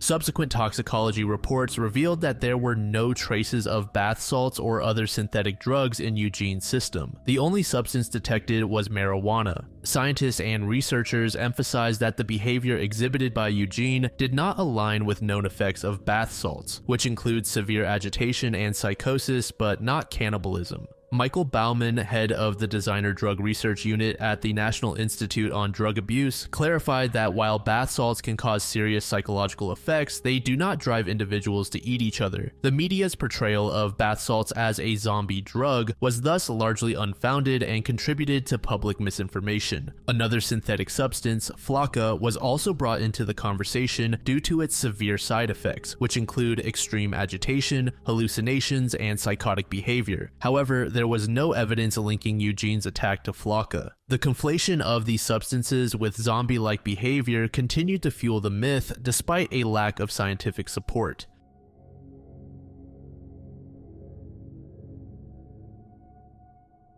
The Tartarian ruins and mud flood hypothesis is a theory suggesting the existence of an advanced global civilization known as the Tartarian Empire, which has been systematically erased from history through a catastrophic mud flood event. This theory gained traction around 2016 and saw a significant surge in interest by 2018. According to supporters, the Tartarian Empire was a technologically advanced global civilization that left behind intricate architectural structures worldwide. These structures, they claim, have been misattributed to other cultures and periods by mainstream historians. The theory also sometimes depicts the Tartarians as giants. Enthusiasts argue that the grand buildings with high ceilings and elaborate designs could not have been constructed by contemporary human civilizations. The mud flood hypothesis suggests a global catastrophe caused buildings and cities to be submerged in mud, burying much of the Tartarian civilization. This event is said to have occurred in the 19th century, though exact dates and causes are often unclear and vary. Historians and archaeologists argue there is no credible evidence supporting the existence of a Tartarian empire or a global mud flood event. The theory relies heavily on misinterpretations of architectural features and a lack of understanding of urban development.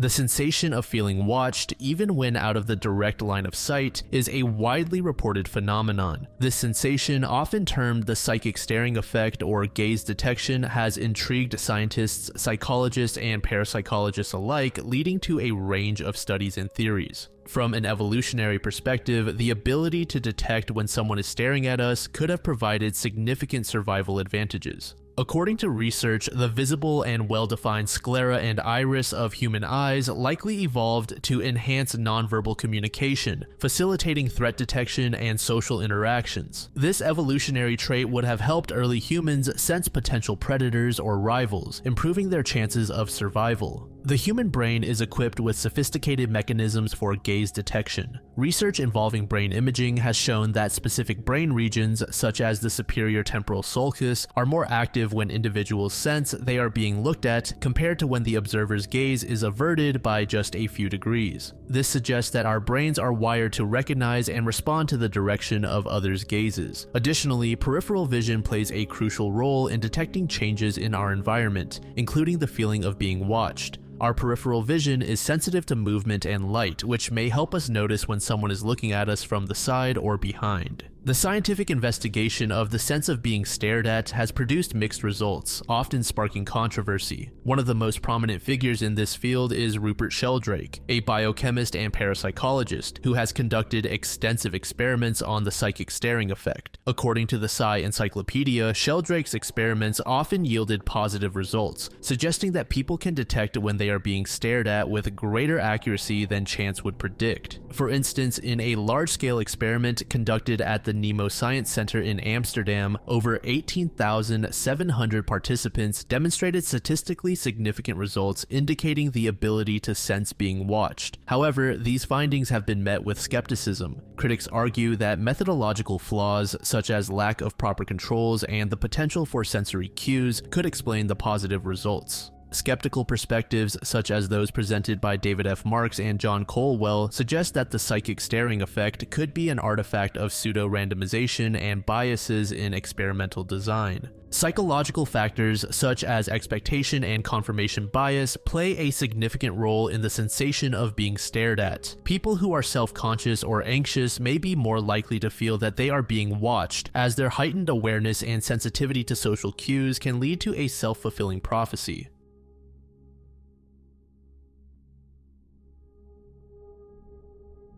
The Lake Winnipesaukee Mystery Stone is one of New Hampshire's most intriguing artifacts. Discovered in 1872 near Lake Winnipesaukee in Meredith, New Hampshire, this stone has intrigued historians, archaeologists, and the public alike due to its unique carvings, mysterious origins, and the perplexing context of its discovery. As the story goes, the workers were digging on a site belonging to Seneca A. Ladd, a prominent local businessman and inventor. When the stone was uncovered, it immediately drew attention due to its peculiar shape and carvings. Recognizing its potential significance, Ladd took possession of the stone and kept it as a personal artifact until his death in 1892. The exact details of the discovery were not well documented at the time, which has contributed to the ongoing mystery surrounding the stone. There are no comprehensive records of the depth at which the stone was found, the precise location within the site, or any contextual artifacts that might have been present. Upon its discovery, the stone's unusual characteristics quickly caught the attention of those who saw it. The stone is egg-shaped, measuring approximately 4 inches in length and 2.5 inches at its widest point. Made from a type of quartzite, it has a dark, smooth surface covered with a variety of carvings. These carvings include a face, an ear of corn, circles, a teepee, inverted arrows, and various other geometric and abstract shapes. The craftsmanship of the stone suggested a high level of skill, even more so given the tools available at the time. The most interesting features were the 2 holes drilled into the stone, one from the top and one from the bottom, with different sized bits. These holes are perfectly straight and smooth, which implies the use of advanced drilling techniques. The top hole is 1/8 of an inch in diameter, while the bottom hole is 3/8 of an inch. One of the earliest and most widely considered theories is that the stone is a Native American artifact. This theory is primarily based on the carvings found on the stone. These symbols suggest a connection to Native American cultures, particularly those from the northeastern United States. The carvings of an ear of corn and a teepee could indicate agricultural and residential symbolism, which are significant aspects of a Native American life. Corn was a staple crop and often held spiritual significance, while the teepee could symbolize shelter or a community structure. Some researchers believe the stone may have served a ceremonial purpose. Joe Graveline, an indigenous historian, proposed that it could have been a birthstone used by Native American midwives to help relax muscles during childbirth. According to Graveline, such stones were heated and used internally to aid difficult births. This specific stone, with its intricate carvings, might have been used for a particularly revered individual, possibly a future spiritual or governmental leader. Another theory posits that the stone could be of Celtic or Inuit origin. This idea stems from the belief that ancient transoceanic contact could have occurred, bringing artifacts from Europe or the Arctic regions to North America long before Columbus. Supporters of the Celtic origin theory point to the stone's carvings and material, suggesting similarities with known Celtic artifacts. The theory says that early Celtic explorers might have brought the stone to North America, where it was eventually buried and lost. Alternatively, the Inuit origin theory suggests that the stone could have been traded or carried south by the Inuit people. The precise drilling and the artistic style of the carvings might have parallels in Inuit craftsmanship, which often included detailed and symbolic carvings on tools and ceremonial objects. In 1931, a letter to the New Hampshire Historical Society introduced the idea that the stone might be a thunderstone. Thunderstones are artifacts believed by various cultures to have fallen from the sky, often associated with thunder gods or other deities. Thunderstones are found in many cultures around the world and are typically wedge-shaped or axe-like objects. They are often considered to have magical or protective properties. The letter suggested that the Lake Winnipesaukee stone was either created by natural forces or crafted to resemble such an artifact. There are also many people who bring up the possibility that this stone is a hoax. Given the precision of the drilled holes, some experts have argued that the stone might be a modern creation intended to mimic an ancient artifact. This theory suggests that the stone could have been crafted in the 19th or early 20th century using contemporary tools, possibly as a prank or a piece of folk art. Richard Boivert, a state archaeologist, noted that the uniformity of the drilled holes indicates they were made with power tools rather than the hand tools available to prehistoric peoples. The holes are smooth and straight, lacking the irregularities typically seen in ancient drilling techniques. Richard's analysis concluded that the holes were likely drilled in the 19th or 20th century. In 1994, a borescope analysis was conducted to examine the stone's holes more closely. The results showed that the holes were highly regular and lacked the variations typically associated with hand-drilled prehistoric artifacts. The presence of scratches inside the holes suggested that the stone had been placed on a metal shaft and removed several times, further supporting the theory that modern tools were used.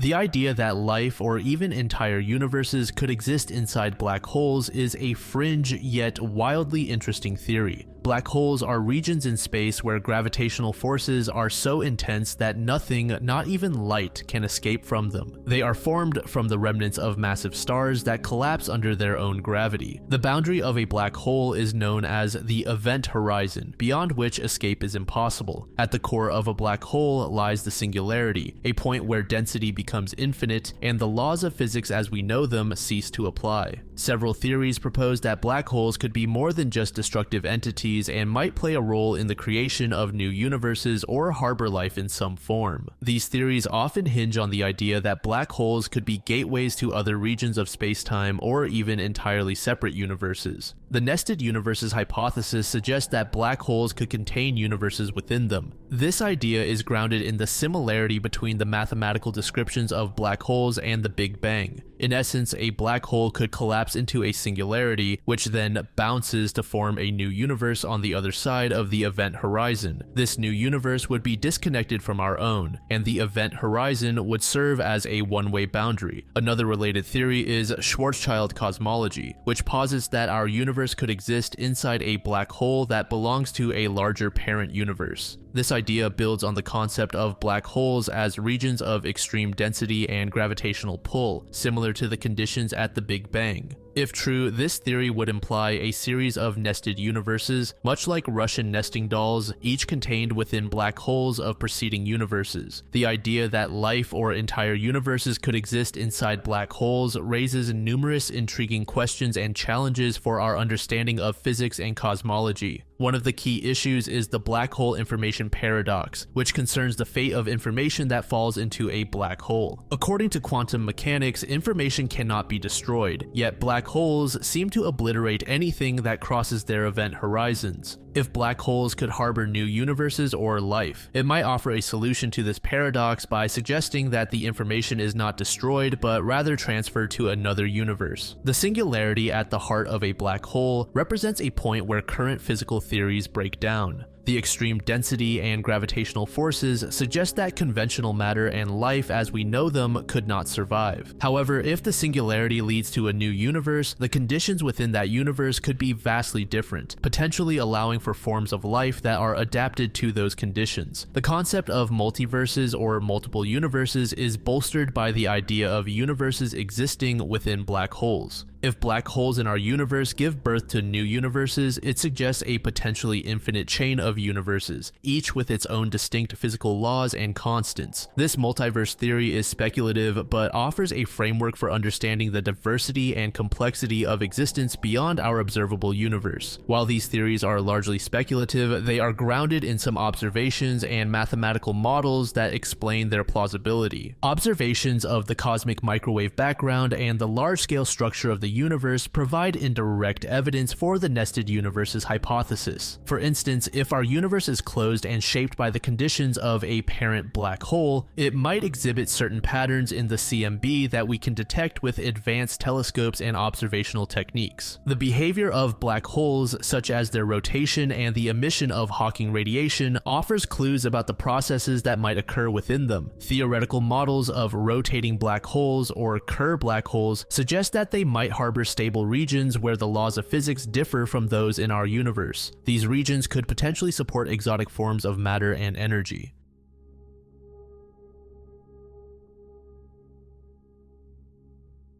The theory linking Wall Street with witchcraft can be traced back to various historical and cultural sources. The financial district's history is filled with stories of power, secrecy, and manipulation, which easily lend themselves to conspiracy theories. Early theories were fueled by the secretive nature of financial dealings and the significant influence of major financial institutions on global economics. Max Gunther's book, Wall Street and Witchcraft, delves into the historical connections and explores how superstition and occult practices have allegedly influenced financial decisions throughout history. Gunther's work provides a lot of valuable information for understanding the origins of these theories. Symbolism plays a crucial role in the theory, with proponents pointing to various symbols in financial institutions that they claim have occult origins. For instance, the architecture of certain buildings on Wall Street, such as the iconic pyramid and eye found on the back of the US dollar bill, is often cited as evidence of a hidden agenda. Rituals are another significant aspect, with some believing that financial success is achieved through specific practices that mirror those found in occult traditions. The timing of stock market openings, the ringing of the bell at the New York Stock Exchange, and other ceremonial actions are viewed through this lens. One of the most persistent aspects of this theory is the alleged influence of secret societies like the Freemasons and the Illuminati. These groups are believed to wield significant power over global financial systems, using occult knowledge and rituals to maintain their control. Various prominent figures in finance are often linked to these conspiracy theories. Mark Gorton, a successful Wall Street trader, is one such individual. Gorton has written extensively about what he believes to be the deep state's influence over financial markets. Other notable figures include the Rockefeller family, often cited in conspiracy theories for their immense influence over both finance and global politics. The Rockefellers' alleged involvement in secret societies further fuels these theories.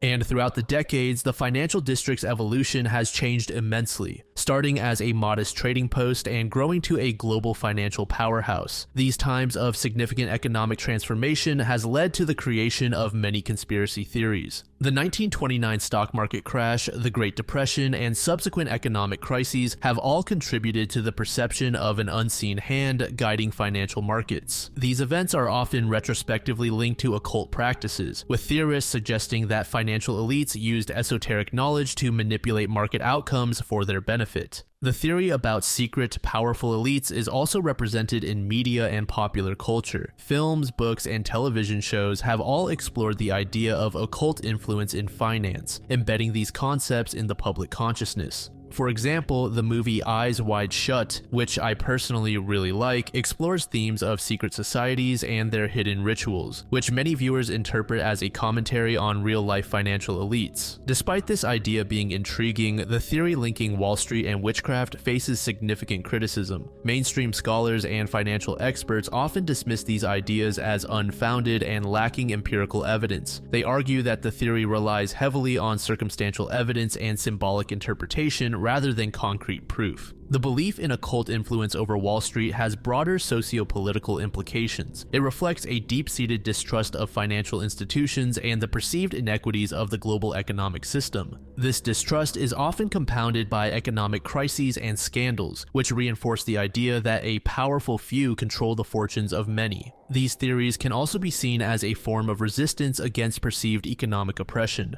By attributing financial woes to a hidden cabal of elites, people can rationalize economic disparities and find a scapegoat for systemic issues.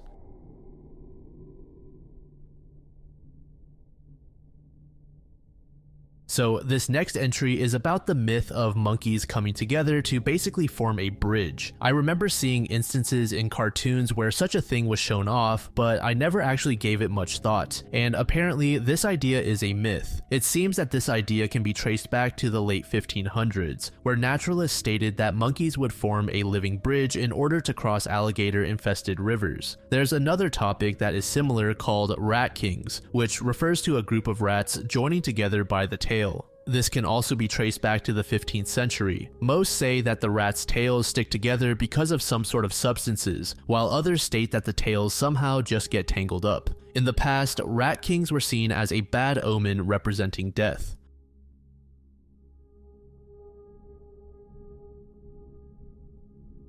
This next entry is another topic that seems to just revolve around an old internet post. I'm not sure when exactly this post was created, but it seems to be around 2002 to 2004. Based on the contents, it seems a lot like a backroom story, which would be pretty interesting seeing that this was from the early 2000s. Anyway, the story is titled The Strange Room, and it was written by a person named Mel Phillips. In June 1995, I was going to work. I lived right next to where I worked at that time. A security badge was required to enter through the back door of the building where I worked. I went up the stairs to the second floor and turned right to enter a large work area I always entered. But to my shock, there was only a small room that had windows where a wall should have been. There were also several long couches and a fixed bench against the wall where the windows were. There should have been cubicles divided by the portable walls you see in high-tech offices. A small room of about 25 square feet had replaced the 250 by 50 foot room I was expecting to see, as I had seen for over a year. I descended and reascended the stairs 4 more times to try to see if the new room to the right of the top landing would revert back to what it was supposed to be, but it remained different from what I knew it should look like. I was beginning to panic when someone I knew showed up to go to work. He always took the same right turn I was trying to make to get to his cubicle, so I followed him up the stairs just behind him. This time, when we made the turn together, the room appeared as it should have been. My coworker never knew of my weird attempts to get to my office. I kept quiet for obvious reasons. Has anyone else ever had a weird event like this happen to them? I hope I never encounter another one. It really shakes you up.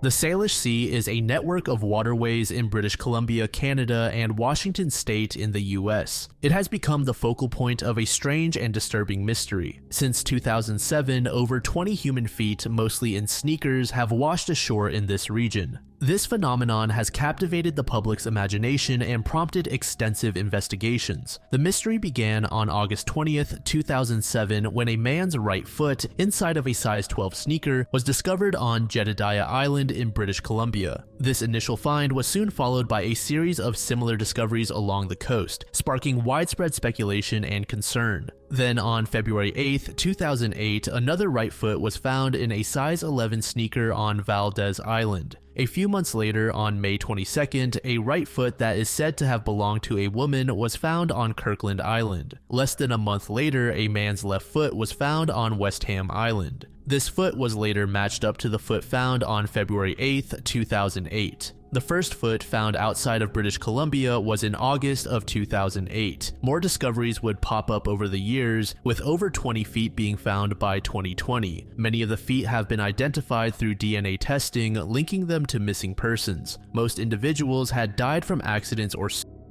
For example, one foot was linked to a man who had been missing since 2004 due to depression, and another to a fisherman missing since 1987. Forensic scientist Gail Anderson from Simon Fraser University conducted studies to understand the decomposition process in marine environments. Using pig carcasses as proxies for human bodies, Anderson's research revealed that underwater scavengers such as shrimp, lobsters, and crabs quickly skeletonize a body, favoring softer tissues around joints. This process leads to the natural disarticulation of feet from the body. Modern sneakers, designed with lightweight materials and air pockets, are buoyant. This buoyancy helps disarticulated feet to float and travel considerable distances before washing ashore. The British Columbia Coroner's Service has stated that they have found no evidence of foul play in these cases. The feet separated naturally due to decomposition with no signs of trauma or cutting marks on the bones.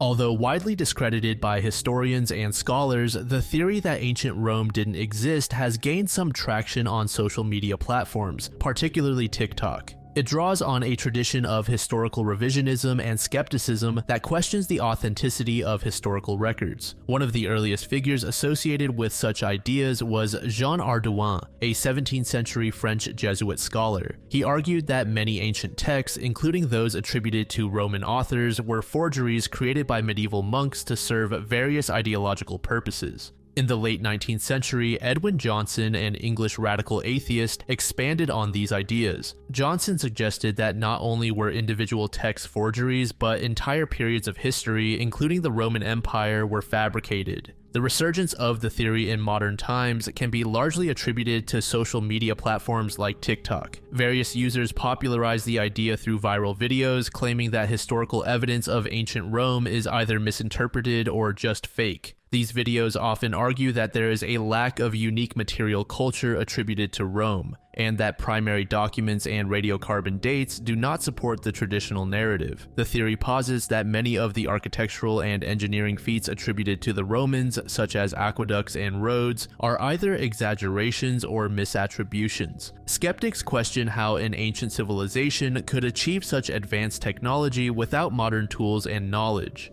Advocates also claim that there is no unique material culture that can be definitively attributed to Rome. They argue that artifacts commonly associated with the Roman Empire could belong to other ancient cultures, such as the Greeks or Egyptians, and that the attribution to Rome is a later invention. However, this theory has been thoroughly debunked by historians, archaeologists, and classicists. There is a vast amount of archaeological evidence supporting the existence of ancient Rome. This includes ruins of cities, roads, aqueducts, and other infrastructure that are unmistakably Roman in design and construction. For example, the remains of the Colosseum, Roman forums, and numerous artifacts unearthed in Italy and beyond provide tangible proof of Roman civilization. Numerous contemporary accounts from various cultures describe interactions with the Roman Empire. These accounts, written by Greek, Egyptian, and even Chinese historians, corroborate the existence and influence of Rome. The Latin language developed and spread by the Romans forms the basis of many modern European languages, including Italian, French, Spanish, and Portuguese. The widespread and enduring influence of Latin is a strong indicator of the historical reality of the Roman Empire, and there are many more arguments that go on to further support that ancient Rome was indeed real.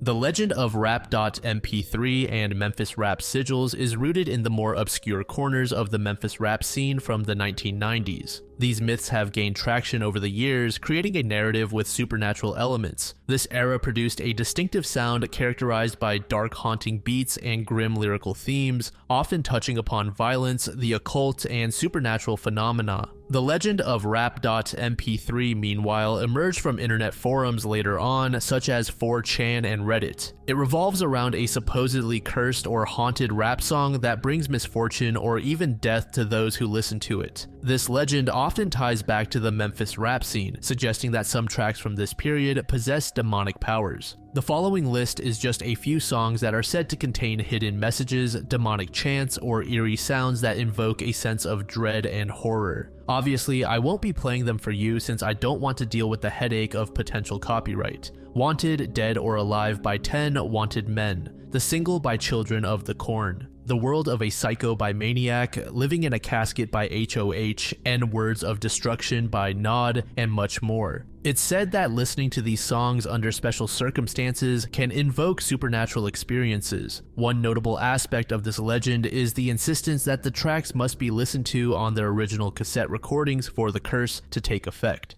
As for Rap.mp3, there are rumors that this track contains the screams of someone being murdered, potentially a young boy.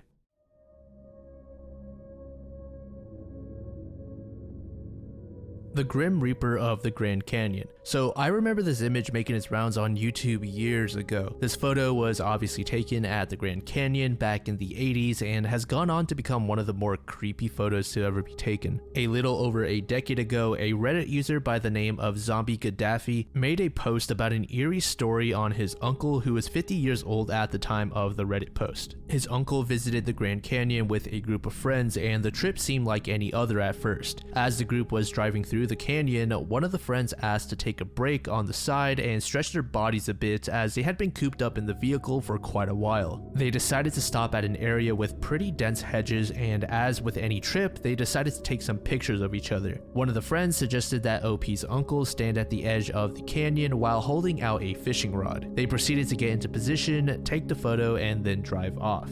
After the trip, everyone visited a shop to get their roll of photos developed, and once it was complete, they were pretty shocked to see a very tall and pale young man in an all-black robe standing behind OP's uncle, just staring at the camera. All of the friends were wondering who this guy was and why exactly he was so close to OP's uncle. The uncle said that they had been in the area for about 15 minutes in total, and they didn't see any tourists around in that time. So everything you just heard was basically the information from the original Reddit post, and OP would come back a little while later with an edit which included the photograph as well as some corrections. OP added that the photo isn't exactly as he remembered. Details such as the fishing rod were inaccurate details that his brain just randomly added. OP said that he asked his uncle about the photo, and as he was recalling the trip, he was adamant that both he and the person taking the picture never noticed the guy in the back.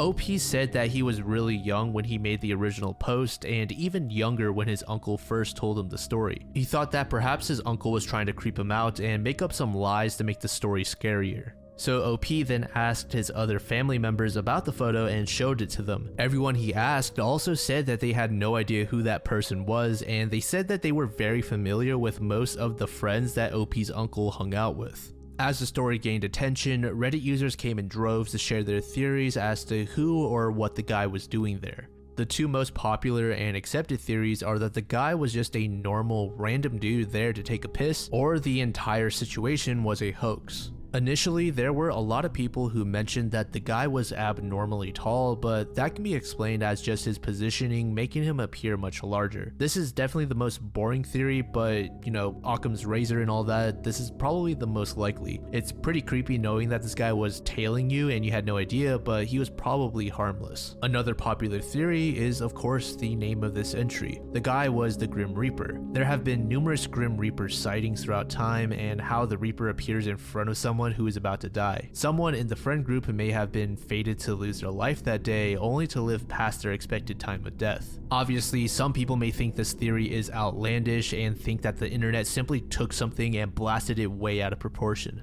There are several other theories as well, but you might be thinking of two darker possibilities right now. The first of which being the guy was going to push OP's uncle off of the cliff, but got discouraged as he saw the friends taking the picture. Now, it's not exactly like you have a high likelihood of dying just by visiting the Grand Canyon, as the odds of dying as a result of falling over the cliff are about 1 in 1.8 million visitors. But nevertheless, it is possible, as there have been over 900 deaths at the site, and shockingly, I didn't expect this, but the leading cause of death at the Grand Canyon is actually from airplane and helicopter accidents. However, in April of 1993, a man named Robert Spangler actually took his third wife to the Grand Canyon and intentionally shoved her over a cliff. And this dude is just demented. Over a decade earlier in 1978, he actually murdered his first wife as well as his children, but that is an entirely different rabbit hole for another day. So what some people thought was that the guy in the picture was some mysterious serial killer, and some other people think that this guy was there to take his own life before he ran into OP's uncle and friends.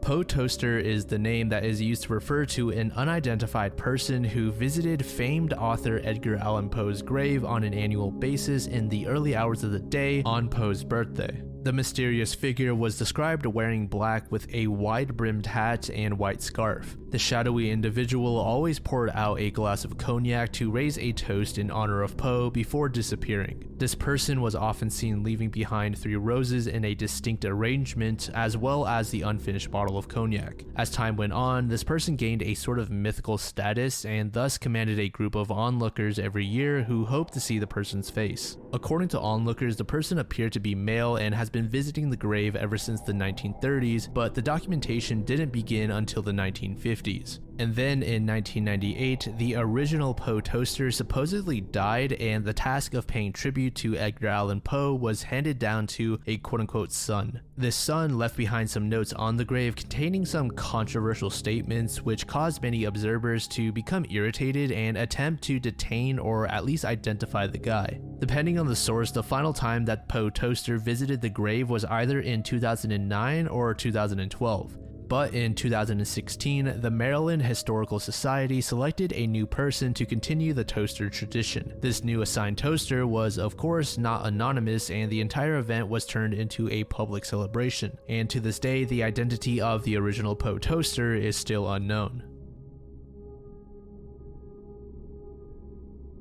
For the first entry of Layer 2, we have the 1566 celestial phenomenon over Basel. This entry takes us over to a Reddit post that was actually made by Jimbo Seth. In case you're not aware, Jimbo Seth is actually the creator of the other mystery iceberg that we've been running through. Anyway, the post was created in the Non-Murder Mysteries subreddit in 2022. The post says, "Evening, I'm working on an unsolved mystery iceberg chart that you can find on my profile. One of the mysteries I came across was one of the only ones there isn't an actual plausible explanation for. The 1566 celestial phenomenon over Basel. Description of the event from its Wikipedia article: it happened in 1566 3 times, on 27 and 28 of July and on August 7th against the sunrise and sunset. We saw strange shapes in the sky above Basel. During the year 1566, on the 27th of July, after the sun had shone warm on the clear bright skies, and then around 9 p.m. it suddenly took a different shape and color. First, the sun lost all its radiance and luster, and it was no bigger than the full moon, and finally it seemed to weep tears of blood, and the air behind him went dark, and he was seen by all the people of the city and countryside. In much the same way also, the moon, which has already been almost full and has shone through the night, assuming an almost blood red color in the sky. The next day, Sunday, the sun rose at about 6 o'clock and slept with the same appearance it had when it was lying before. He lit the houses, streets, and around as if everything was blood red and fiery. At the dawn of August 7th, we saw large black spheres coming and going with great speed and precipitation before the sun and chattered as if they led a fight. Many of them were fiery red and soon crumbled and then extinguished. So this is obviously an outlandish story, however, several accounts of 3 events all the same. It sounds to me like this was an event that actually happened. An entire town reported 3 separate incidents, and in the 1500s, no less. If they saw something, they saw something. My friend and I have been discussing this for a bit, and we've come up with a few non-UFO related theories. I'd first like to talk about the only 2 theories I've seen online. Forest fire ashes and red skies aren't too uncommon in forest fire settings. Since smoke can travel for miles, it's possible the residents of Basel saw the smoke and ashes in the sky without seeing the fire itself. The accounts never specified whether or not the sun actually stayed red after the 3 incidents. They seem to be more focused on the black masses in the sky, which could have been ashes, as they were described to turn red and disintegrate. The moon was also red, implying this wasn't something that lasted for a short time. On top of that, only Basel reported this, meaning it was local. My friend brought up how they didn't report a scent of fire or a change in temperature, especially since they're portraying it as something paranormal. However, during that time period, do you think they might not have reported that because heat and fire weren't new things to them? If I knew the smell of smoke and the feeling of heat in the 1500s, but I didn't know what red skies and falling ashes looked like, I'd be more concerned with the latter. Meteor storm. The accounts say the events took place while the sun was rising, which could possibly explain the red hue it had. Is it possible a meteor storm was happening at that time? Then again, the writing specified that the things in the sky were black and red, not white, as a meteorite should be when it's falling to Earth.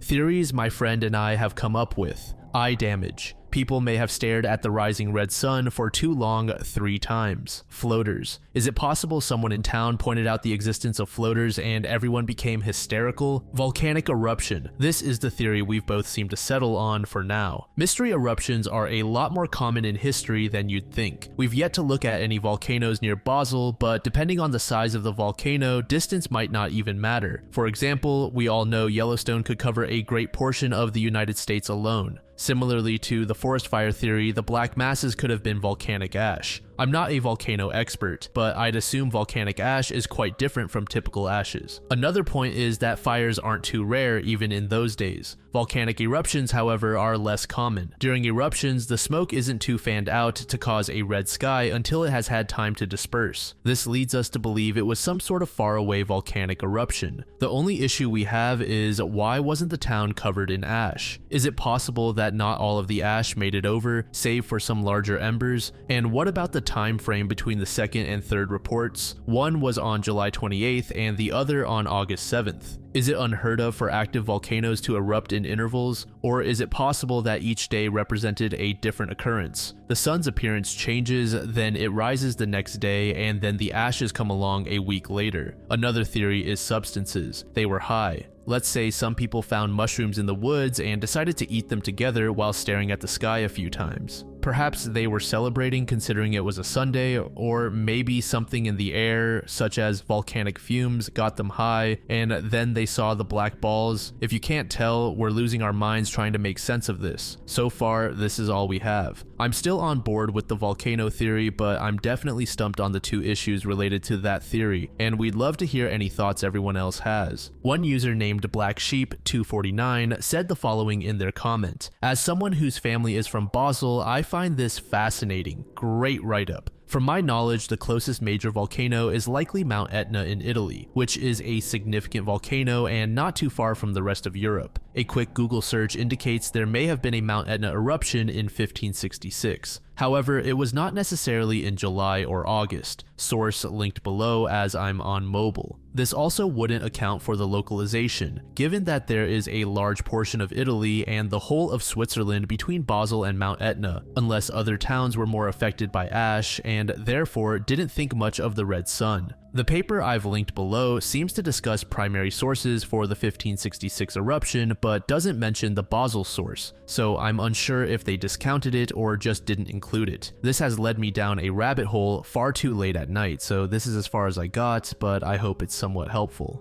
Another user named New Work Account said this in a comment: "There's a spate of these sorts of reports in the mid to late 1500s in Europe, typically referred to as phenomena at X. Nuremberg is another location with a report of unusual aerial phenomena around this time, but I know of at least 4, including Basel. The problem with all the conventional explanations is that we would expect them to be more than local. Firestorms, volcanoes, and the breakup of an aerial object in the atmosphere. All of these would be visible over a wide area if they were putting on the sort of show reported here. I personally dismiss mass hysteria out of hand. It's a made-up explanation with no putative mechanism. There's no evidence whatsoever for mass contagious multisensory hallucinations except for the very incidents that mass hysteria was created to explain. The notion that these folks suddenly mistook floaters in their eyes for an extended aerial light show, or gave themselves eye damage by staring at the sun, but the eye damage apparently only had symptoms on 3 isolated occasions, is simply ludicrous. They were pre-industrial, not idiots. I'm not belittling the OP here, I'm just pointing out that these hypotheses strain credulity. What were they actually? Who knows? Assuming the tempting aliens hypothesis isn't true, my guess would be an otherwise undocumented cultural phenomenon, something that wasn't strictly or literally true and which the recorder may have known to be untrue but recorded anyway for other reasons. For example, there was a spate of US newspapers in the 1900s making up completely false sensational stories to drum up circulation. They often chose tales of the fantastic, which I assume was done in part because it was unlikely to cause any actual trouble. Communities react differently to reports of horse thieves versus airships in the sky. Similarly, there is a pretty long history of believers of various sorts making up stories to achieve what they viewed as a worthy religious goal. For example, to describe a person's supposed near-death visit to hell, regardless of the veracity of the tale, because whether it's true or not, it could cause people to repent. The problem, of course, is that if this interpretation is true, we don't know what these aerial displays would have symbolized to contemporary observers. If they were signs in the sky, the question would be signs to whom? The primary objection to this idea, besides the fact that there is absolutely no evidence for it, is that the recorders of these happenings seem about as baffled as we are. We might expect a story with a point to have a handy clarification as to how the reader should interpret it, e.g., God is angry, fix your behavior.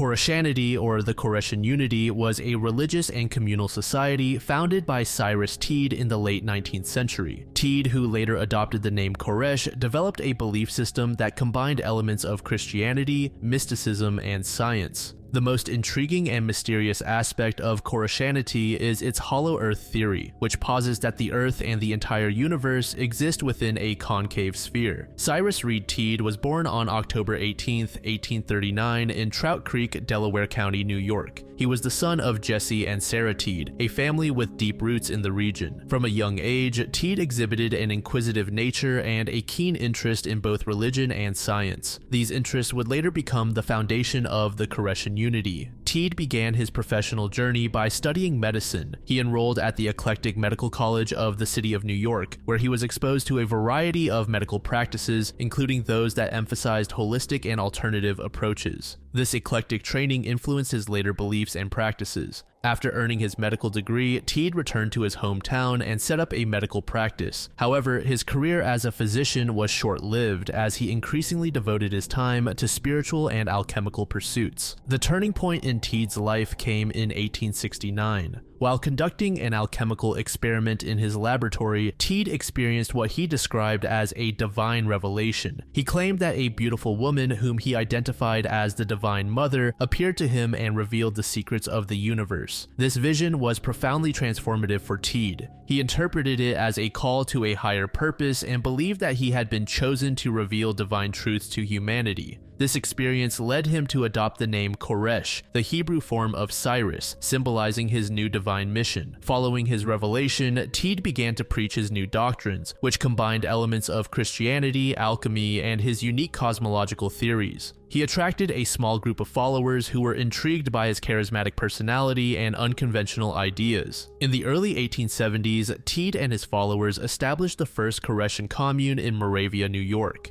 This initial community was short-lived, but it laid the groundwork for the larger and more organized community that would later be established in Estero, Florida. Again, the most distinct and controversial aspect of Koreshan belief was cellular cosmogony. It details that the Earth is concave rather than convex. Teed claimed that humans live on the inside surface of this hollow Earth. He adds that the sun, moon, and stars are not separate celestial bodies in space, but reflections of various elements within this hollow sphere. The sun is described as an invisible electromagnetic battery at the center, while the stars are reflections on 7 mercurial disks floating in the sphere's center. Teed conducted experiments to prove his theory, most notably the rectilineator experiment in 1898 on Naples Beach, Florida. This experiment aimed to show that the horizon curved upwards, consistent with a concave Earth. Cyrus Teed believed he was the 7th messianic figure, a prophet chosen to lead humanity into a new spiritual era. This belief was central to the Koreshan Unity's theology. He taught that through spiritual purity, celibacy, and adherence to Koreshan principles, followers could achieve physical immortality. This belief was tied to the practice of celibacy, which was seen as a way to conserve vital life energy and achieve a higher spiritual state. Additionally, Koreshans believed in reincarnation, viewing it as a continuation of the soul's journey toward perfection. Teed suggested that faithful followers would be reincarnated to fulfill specific roles in the divine plan. The social structure and daily practices of the Koreshan Unity were designed to reflect and reinforce their spiritual beliefs. Central to this was the practice of communal living and celibacy. All property and resources were shared among the community members. This collectivist approach aimed to eliminate materialism and promote equality and cooperation. The community engaged in various enterprises, including agriculture, printing, and manufacturing, to ensure self-sufficiency. They established a World College of Life, a print shop, and other communal facilities. Celibacy was considered essential for spiritual purification and attaining immortality. It was believed that sexual abstinence allowed individuals to conserve and redirect their vital energies towards spiritual and communal goals. The community promoted gender equality, and many women held significant roles within the organization. The Seven Sisters, a council of female leaders, managed the daily affairs of the community and lived in the planetary court. The decline of Koreshanity involved both internal dynamics and external pressures. The death of its founder, Cyrus Teed, in 1908 marked a significant turning point, but the movement's decline decline had deeper roots in its social practices, economic challenges, and changing societal contexts. One of the most significant internal challenges faced by the Koreshan unity was its strict practice of celibacy. While celibacy was believed to be essential for spiritual purification and achieving immortality, it had practical consequences for the community's sustainability. Without new births, the community's growth depended entirely on recruiting new members from outside. As the novelty of the Koreshan beliefs wore off and skepticism grew, attracting new adherents became increasingly difficult. This led to an aging population, and the lack of new members meant that the number of active participants gradually dwindled. This demographic issue was exacerbated by the departure of disillusioned members who left the community in search of more conventional lifestyles. After Teed's death, his body was placed in a tin bath and displayed in the hope of his resurrection. This act underscored the deep spiritual conviction of his followers, but also highlighted the community's vulnerability without its leader. Local authorities eventually ordered the burial of Teed's body when no resurrection occurred. The community struggled to find a leader who could match Teed's charisma and authority. The lack of strong leadership led to internal conflicts and further weakened the organizational structure of the Koreshan unity. The Koreshan unity's economic model relied heavily on communal labor and shared resources. While this model worked well initially, it faced several challenges over time. The community's self-sufficient economy included agriculture, manufacturing, and publishing. However, economic pressures from the broader market economy and the community's isolation in Estero made it difficult to sustain these enterprises. The Great Depression of the 1930s further strained their resources, leading to financial difficulties. The Koreshans' unconventional beliefs and practices often put them at odds with local residents in Florida, particularly in Fort Myers. This tension culminated in a violent altercation in 1906, during which Teed was injured. The Koreshans also faced legal and political challenges. Their attempts to gain political influence, such as forming the Progressive Liberal Party in 1906, were largely unsuccessful and further alienated them from the local population. These failures diminished their influence and ability to protect their communal interests.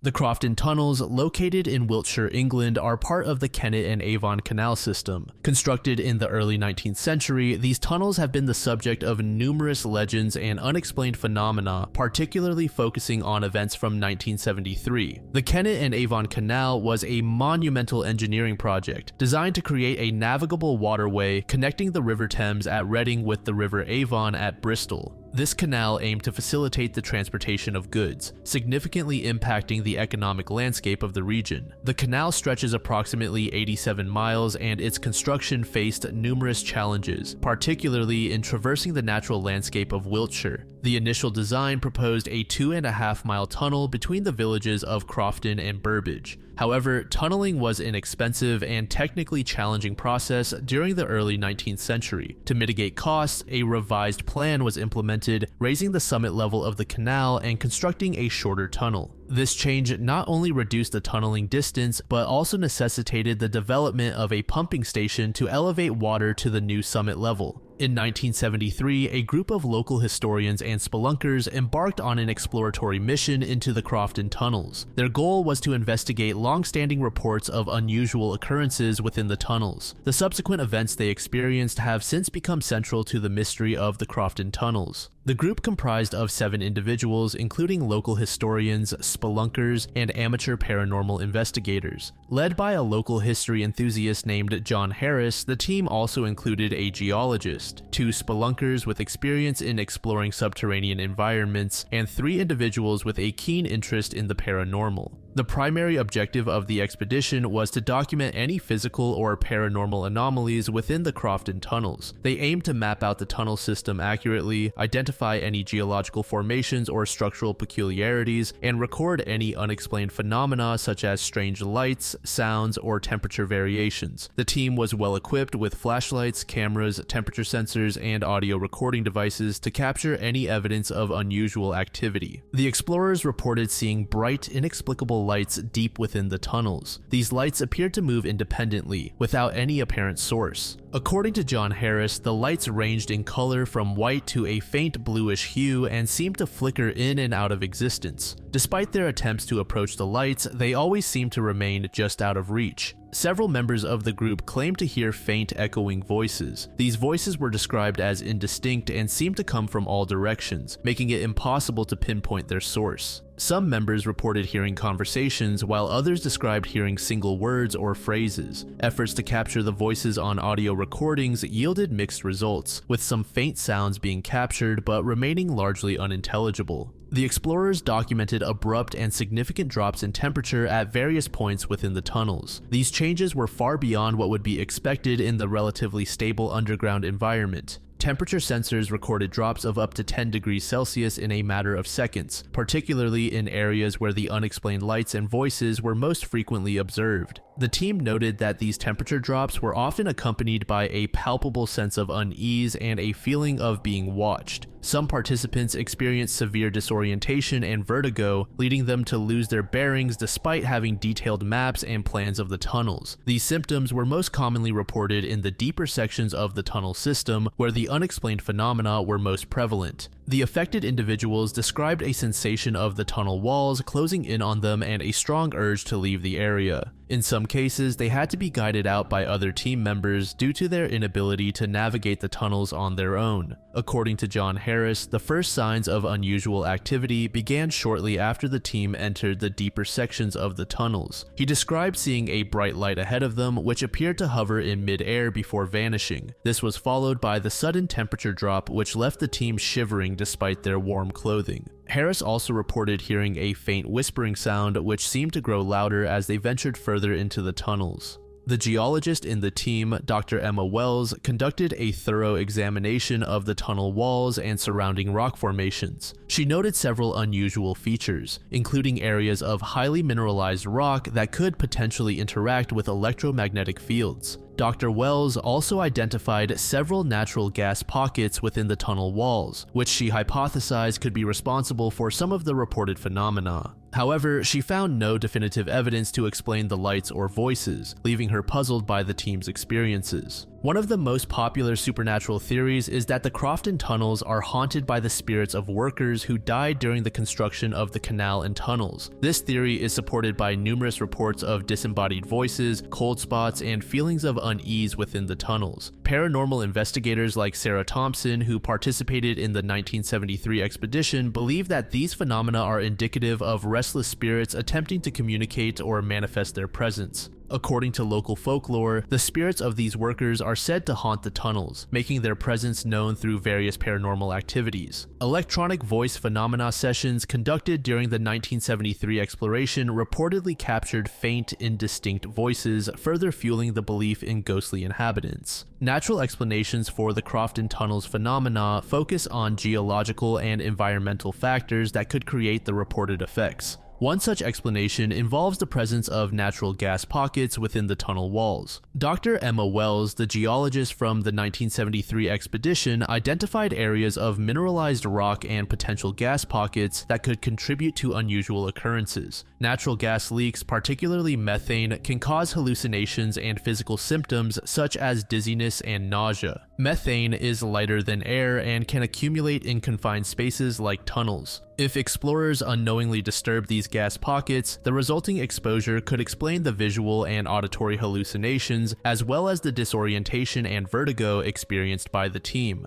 Furthermore, methane can react with other chemicals or minerals in the environment, potentially creating light emissions or will-o-wisp effects that could account for the unexplained lights seen in the tunnels. The disembodied voices reported by the explorers could be attributed to echoes and sound distortions within the tunnels. The shape and material of the tunnel walls can cause sounds to travel in unexpected ways, making distant noises appear closer or creating auditory illusions. These effects are particularly pronounced in enclosed, curved spaces like tunnels, where sound waves can bounce off the walls and create overlapping echoes. Furthermore, when individuals enter a setting with the anticipation of encountering paranormal activity, their minds can amplify ordinary stimuli into extraordinary experiences. The expectancy effect is a well-documented psychological phenomenon where people's expectations influence their perceptions and experiences. If the explorers entered the tunnels with the belief that they might encounter ghosts or other supernatural events, their minds could interpret ordinary sounds, lights, or temperature changes as paranormal. This effect is particularly particularly strong in group settings where individual experiences can reinforce each other, creating a collective belief in the presence of supernatural phenomena.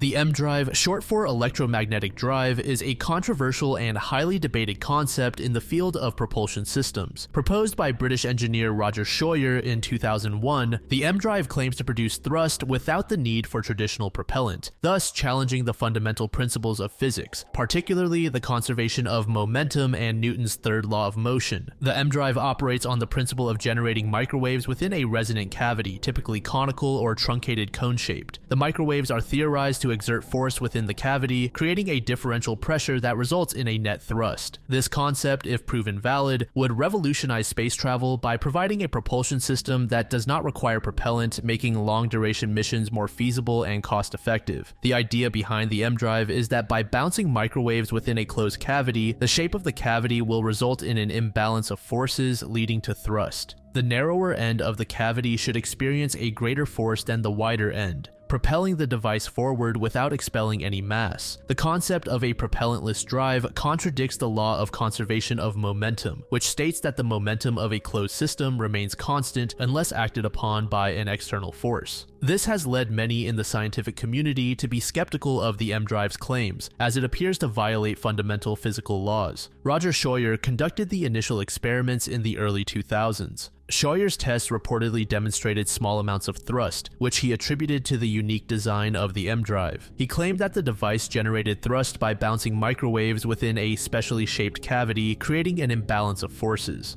However, the results were not widely accepted in the scientific community. Critics pointed out several potential flaws in his experimental setup, including insufficient isolation from environmental factors and the lack of peer-reviewed publication. This skepticism set the stage for subsequent investigations by other researchers aiming to independently verify or refute Scheuer's claims. One of the most significant investigations into the M drive was conducted by NASA's EagleWorks laboratory, led by Dr. Harold "Sonny" White. The team at EagleWorks tested the M drive and published their findings in a 2016 paper. They reported measuring a small but measurable thrust of 1.2 millinewtons per kilowatt of input power. This result suggested that the M drive might indeed produce thrust without the need for propellant. The experimental setup at EagleWorks involved a vacuum chamber to eliminate air currents and other environmental factors. Despite the careful design, the reported thrust was very small, leading to debates about whether the observed effect was genuinely due to the M drive or if it resulted from experimental errors such as thermal expansion or electromagnetic interference. Researchers at the Dresden University of Technology in Germany conducted a series of tests that were critical of the M drive's claims. Led by Professor Martin Tajmar, the team aimed to rigorously test the M drive while accounting for potential sources of error. Their experiments used a highly sensitive torsion balance to measure thrust.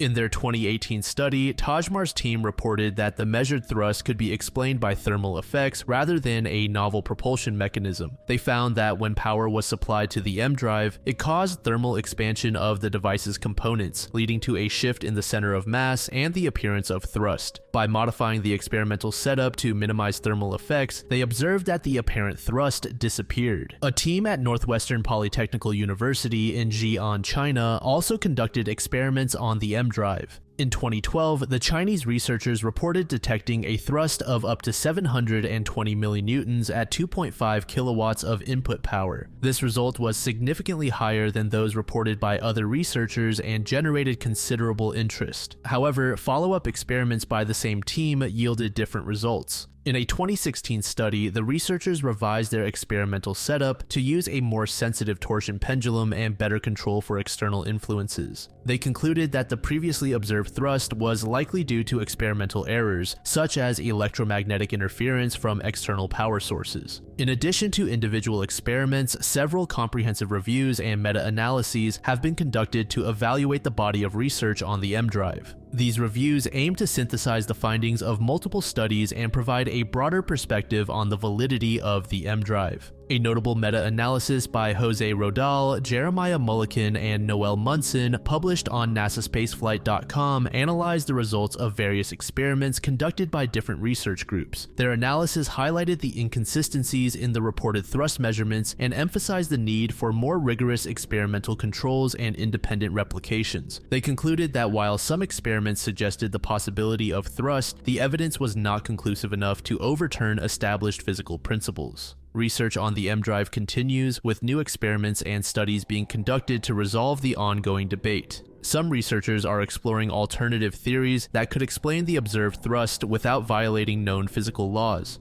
For instance, one hypothesis suggests that the M drive might interact with virtual particles in the quantum vacuum, generating thrust through a novel mechanism that does not require expelling propellant. While this idea remains speculative, it highlights the potential for the M drive to stimulate new lines of inquiry in theoretical physics.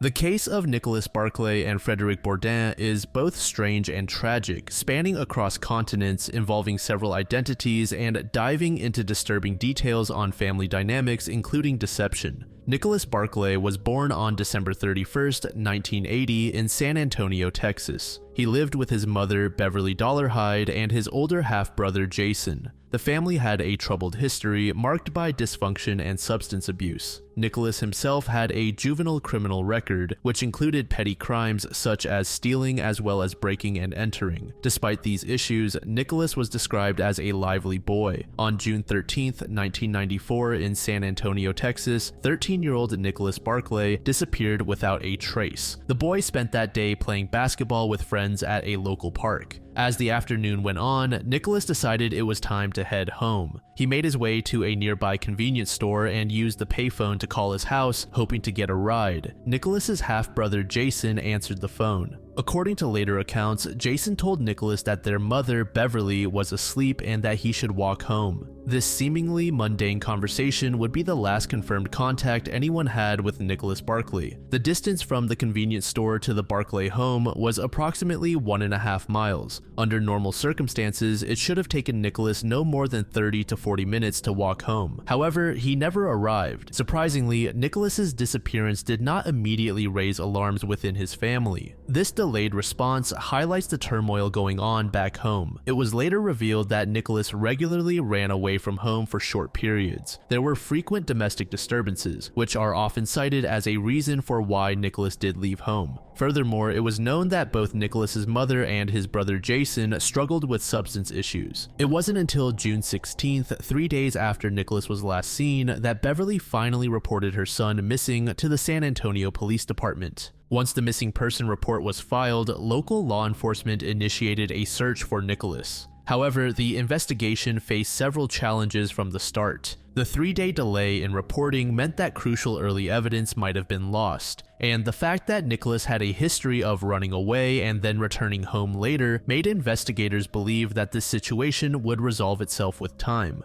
There was also a significant lack of immediate media coverage, which limited public awareness and potential leads. Despite these obstacles, police conducted interviews with Nicholas's friends, family, and acquaintances. They also searched the areas where Nicholas was last seen and the routes he might have taken home. As the investigation progressed, a clearer picture of Nicholas's life emerged, revealing potential clues and complicating factors. As I have already stated, Nicholas has a juvenile criminal record. This raised questions about whether he might have had an altercation with an adult connected to criminal activities. Some even suspected that it was Nicholas's own family that had a hand in his disappearance due to their frequent conflicts with each other. After interviewing Nicholas's teachers, investigators learned that he frequently threatened them and he actually had 3 tattoos despite his young age. I got varied answers as to what the tattoos depicted, but it said he had the tattoos on his right hand, left shoulder, and left ankle. An interesting development occurred in September 1994, about 3 months after Nicholas's disappearance. Jason, Nicholas's half-brother called the police, claiming he had seen Nicholas attempting to break into the family's garage. According to Jason's account, when he confronted the figure, they fled the scene. This report led to renewed interest and a subsequent search of the area, but no evidence was found to corroborate Jason's claim. The incident raised several questions, particularly in regard to Jason. Some questioned the genuineness of Jason's claim, suspecting that this may have been an attempt to misdirect the investigation. If the claim was real, then who was it that was trying to break in? Could it really have been Nicholas?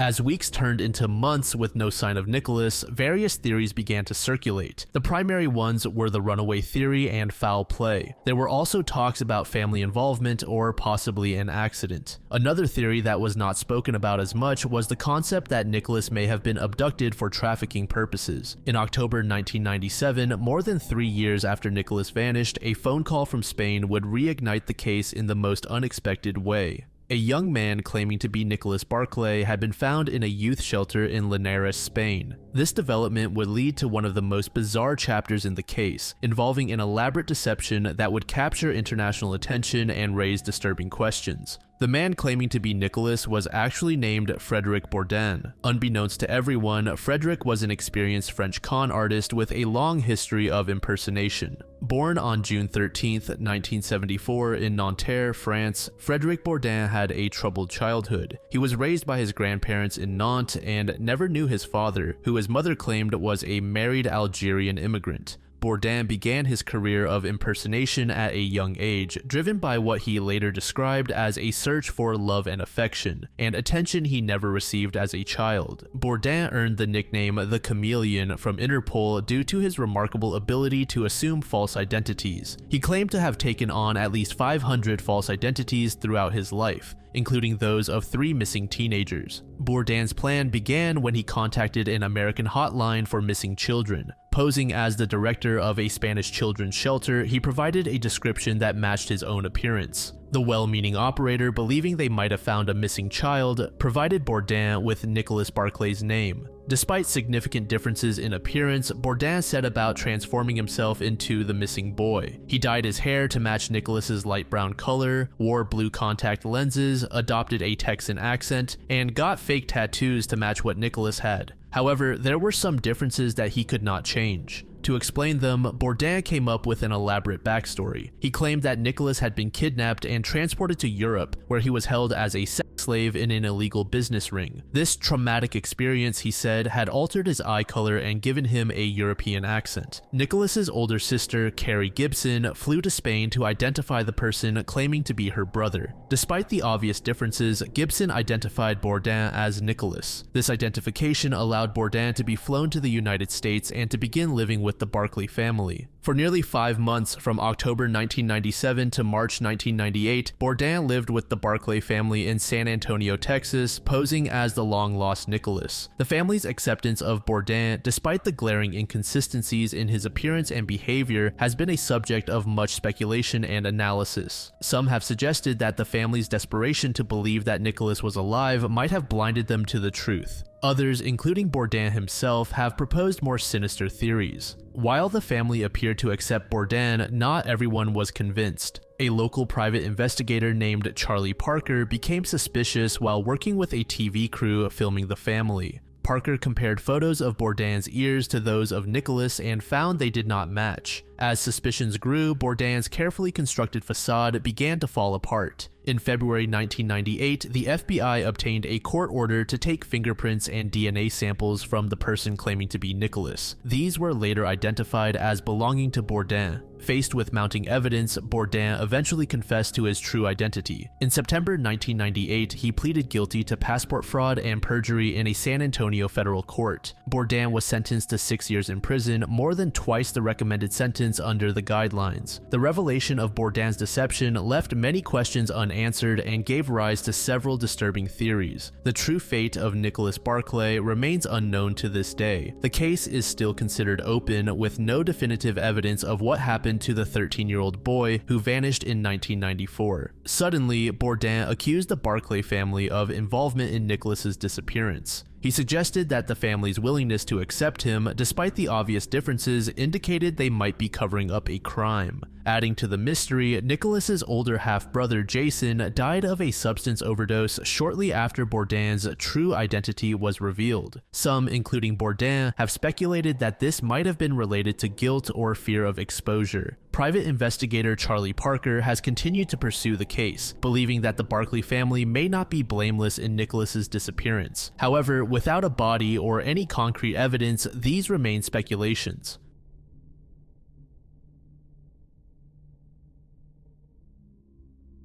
This next entry, titled Werebear Family 1883, took me to an obscure newspaper article from September of 1883, and I tried to do some more digging on this topic, and it led me to some strange topics that just didn't seem to be related to the entry in any concise way. So for this part, I'm just going to read the article to you word for word, and you can decipher the story however you want. Vandal and Edward P. Strong, for some time past, have been traveling through portions of Florida, Alabama, and Mississippi inspecting pine lands. These gentlemen are the emissaries of a grand syndicate, or at least so they claim, which has been formed in Minnesota for the purpose of buying immense tracts of land in the South and forming a complete system of sawmills from which to furnish lumber for the world, but more especially for shipment into Mexico, where they claim they will always find a ready market at good prices. These gentlemen are all men of means and very kindly in their deportment, making friends in every portion of the country they have visited and bring with them undoubted credentials as to their honor and integrity. Therefore, some credit must be given to the following relation, which each of them declares to be nothing but facts. It might be as well to state here that nearly on the line between St. Tammany and Washington parishes resides a man about 50 years of age who answers to the name of Crazy Alec. This dilapidated specimen of crazy humanity resides in the most lonesome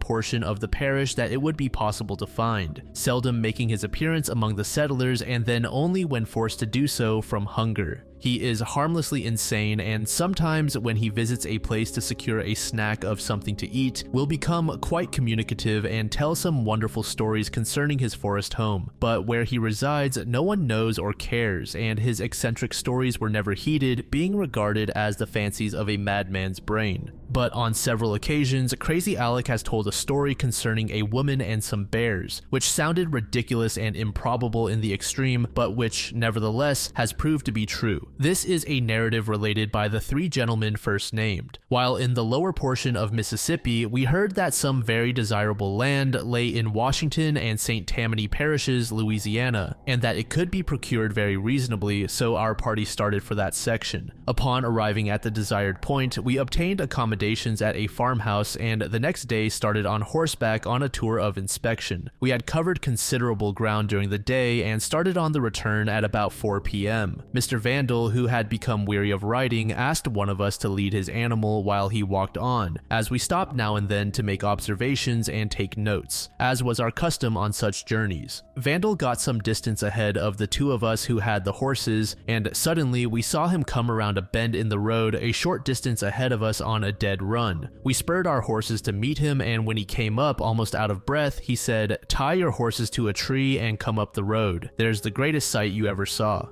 We did as he requested and followed him up the road some 300 yards. Putting his fingers to his lips to indicate that we must be silent and cautious, he started to creep through an undergrowth on the side of the road, and we followed. At this juncture, we were startled to hear a deep, coarse laugh issue from a space apparently a short distance ahead of us. It was evidently a human laugh, but it was so hollow and unearthly that it sent a chill of terror through us all. This laugh was followed by another and then another of the same kind, and these were succeeded by a long, hearty laugh, apparently that of a female.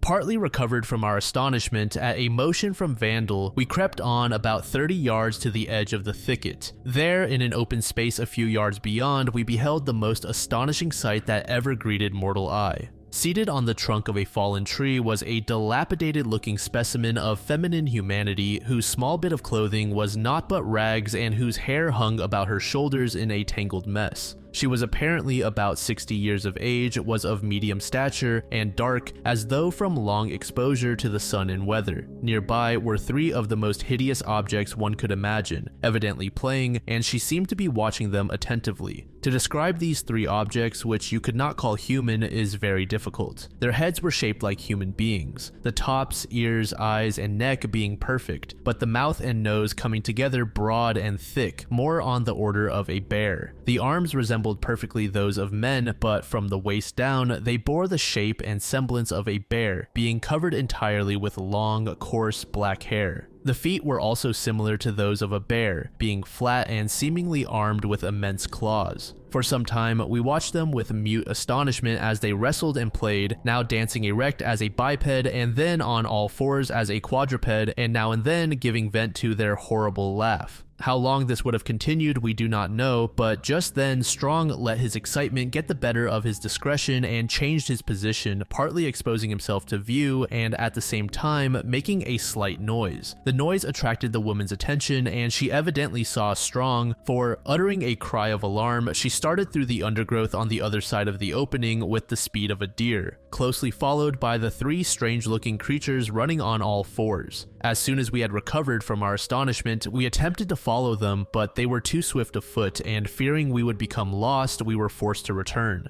The next day, in the company of several other gentlemen, we scoured the section thoroughly, but could find no traces of the strange family. "I have traveled far," said Mr. Vandal, "and seen many wonderful things, but this human bear family, as I call them, surpasses my experience heretofore by far."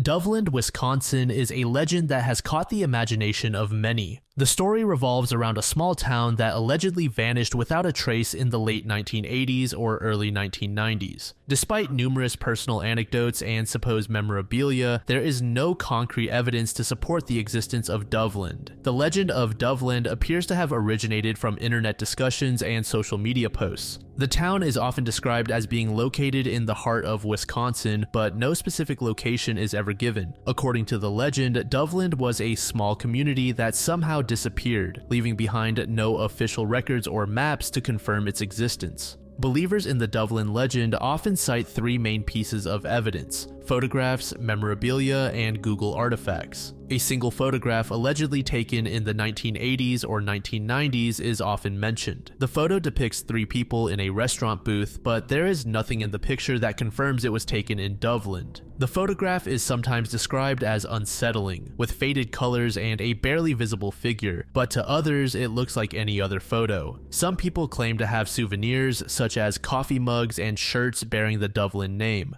However, these items are typically custom made and post-date the first mentions of the Doveland myth. There is no verifiable evidence that these items existed before the legend began circulating online. A search for Doveland, Wisconsin often brings up articles about missing people in Wisconsin. This is likely due to the Google algorithm linking the keywords missing and Wisconsin rather than any actual connection to Doveland. This so-called ghost trace is not considered credible evidence of the town's existence. Several theories have been proposed to explain the disappearance of Doveland, but none have been proven. These theories range from natural disasters to supernatural events and government conspiracies. Some suggest that it was swallowed by a sinkhole or destroyed by an earthquake. However, Wisconsin does not have significant fault lines and no historical records support the occurrence of such a catastrophic event in the area. Another theory is that Doveland was destroyed by damming, similar to other towns in Wisconsin that were flooded due to dam failures. While this has happened in the state's history, there are always records and remnants of the towns that were affected. No such evidence exists for Doveland. A more fantastical theory posits that Doveland was a military town that ceased to exist after a secret operation or experiment went horribly wrong. This theory is highly speculative and lacks any credible evidence. Military experiments that result in the complete erasure of a town would likely leave behind some form of documentation or physical evidence. Others believe that Dovlin's residents simply moved away due to economic hardship, leading to the town becoming a ghost town. However, ghost towns typically leave behind structures and other remnants, none of which have been found in the area. Another common theory involves supernatural elements such as a vengeful spirit causing the town to disappear or the town being hidden from view by some unknown force. Some even claim that on certain nights, ghostly outlines of buildings and homes can be seen in the mist, and the ghostly residents can be heard walking the deserted streets. These stories are highly anecdotal and lack any verifiable evidence.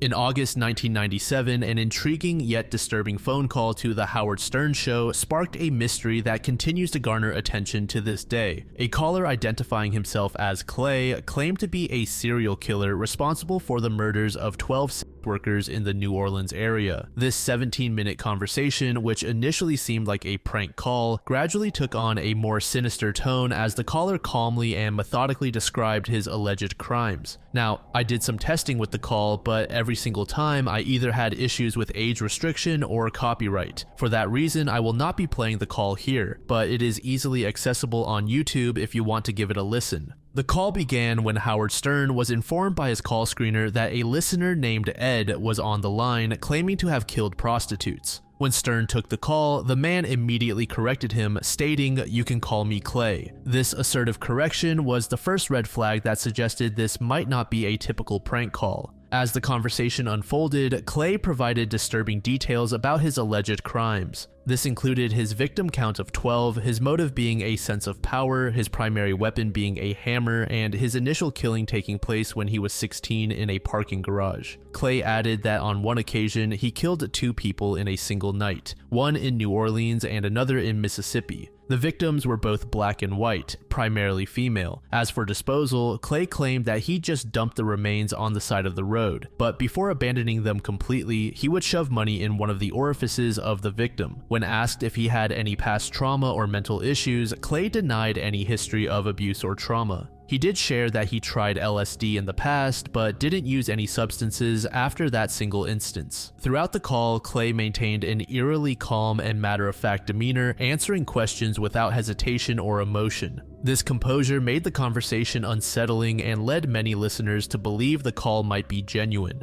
Initially, the call was met with skepticism, as outlandish claims were not uncommon on their show. But as the conversation progressed, they began to take the caller more seriously, carefully probing for details that could potentially aid law enforcement. The day after the broadcast, the FBI reportedly contacted the radio show requesting a copy of the conversation. This suggested that authorities were taking the call seriously and investigating its authenticity. Despite the intense interest generated by the call, the true identity of Clay was never confirmed, and it remains unclear whether the call was genuine or an elaborate hoax. This uncertainty has fueled ongoing speculation and debate. No definitive proof has emerged to either confirm or debunk Clay's claims. Furthermore, the call coincided with a series of unsolved murders of sex workers in the New Orleans area, lending credibility to Clay's story, and the caller provided specific information about his alleged crimes, which some argue would be difficult for a hoaxer to fabricate convincingly. Over the years, various theories have emerged about the identity of Clay and the authenticity of his claims. Some have speculated that the caller might have been Russell Elwood, a suspected serial killer linked to murders in New Orleans. Elwood was arrested in March 1998 and later died in prison in 2014.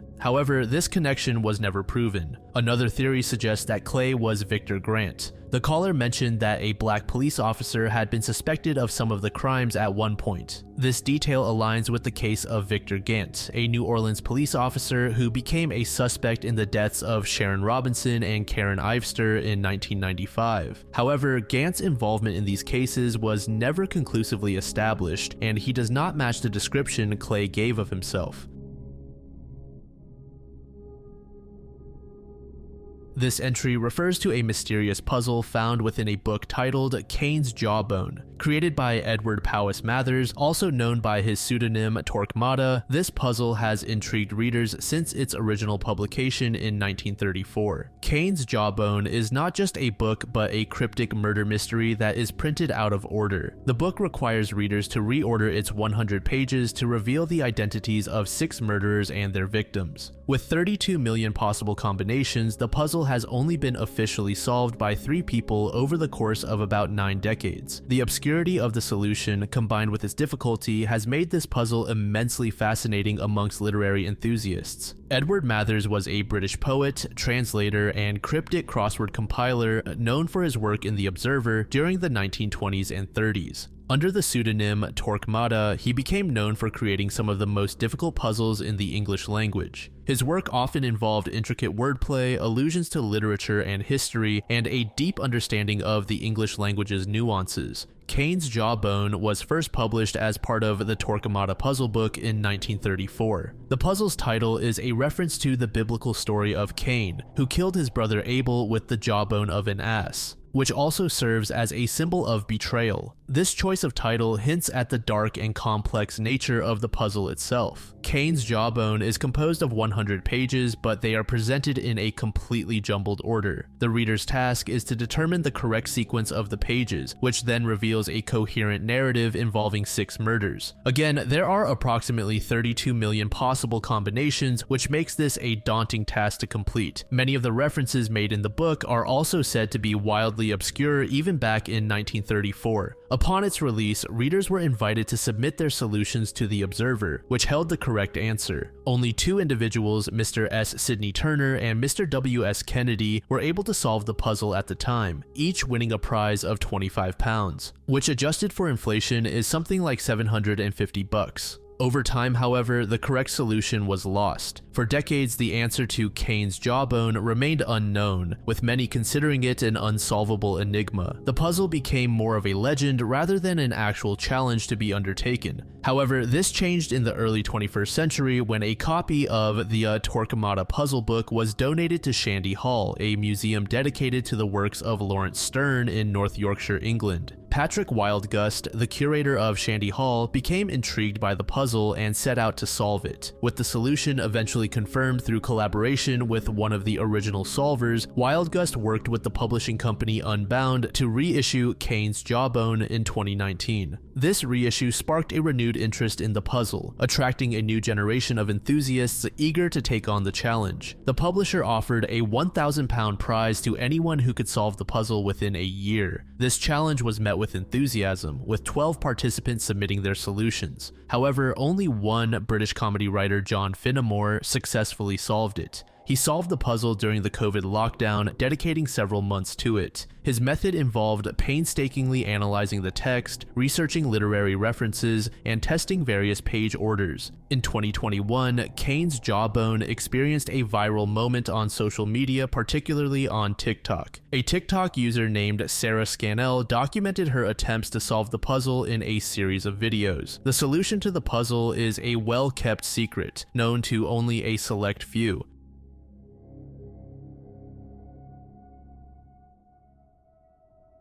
Founded during the land run of 1889, Guthrie rapidly developed into a thriving town within Oklahoma. However, beneath its streets lies a network of tunnels shrouded in mystery and speculation. During the land run, thousands of settlers flocked to claim land in what was then the unorganized Oklahoma Territory. Within a matter of hours, Guthrie transformed from a patch of open land into a bustling town. By the time Oklahoma gained statehood in 1907, Guthrie had become the territorial capital and a significant hub for trade, transportation, and politics. During the late 19th and early 20th centuries, Guthrie experienced rapid growth, with businesses, saloons, and hotels springing up to accommodate the influx of residents and visitors. It was during this period that the town's underground tunnels are believed to have been constructed. However, the exact timeline and purpose of these tunnels remain unclear. They have inspired a range of theories regarding their origins and intended uses. These theories, rooted in both historical context and local folklore, provide interesting possibilities about how and why these tunnels came to be.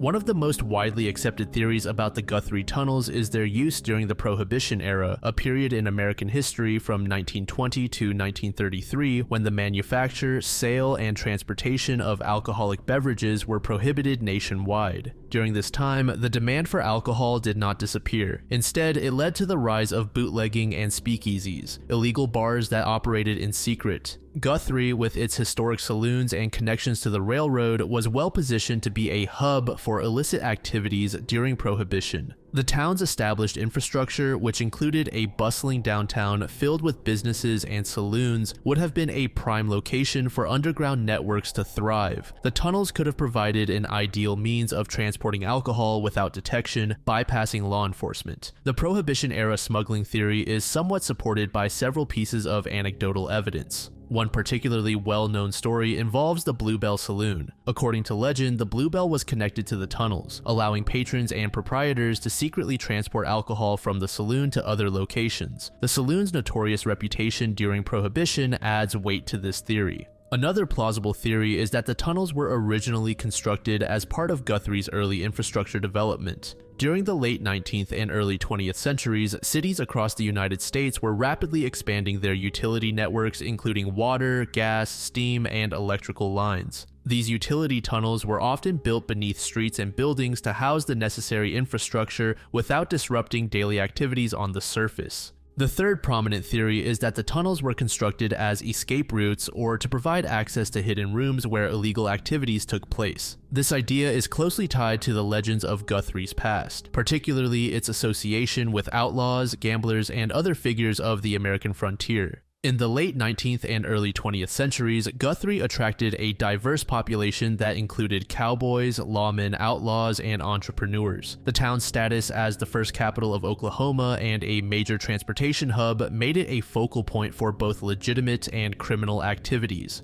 During this period, it was not uncommon for businesses, particularly those involved in gambling, to maintain secret escape routes or hidden rooms. These spaces were used to evade law enforcement during raids or to conduct illegal activities away from prying eyes. One of the most intriguing pieces of evidence supporting this theory comes from a reported discovery in 1967. According to local lore, a construction worker uncovered a hidden room filled with gambling paraphernalia, including tables, cards, and roulette wheels, while demolishing a building in Guthrie. This discovery suggested that the tunnels were linked to a broader network of secret rooms used for gambling or other activities. The idea of hidden rooms connected by tunnels fits well with Guthrie's frontier heritage. During the town's early years, gambling was a popular pastime, and many saloons and hotels likely engaged in such activities, whether legally or otherwise. The tunnels would have provided a discreet means of moving between these establishments, allowing patrons to escape quickly in the event of a police raid. An alternative theory that has emerged in recent years involves the possibility that the tunnels were used by Chinese immigrants as hideouts. This theory is grounded in the broader context of anti-Chinese sentiment in the United States during the late 19th and early 20th centuries, which led to the creation of underground communities in several American cities.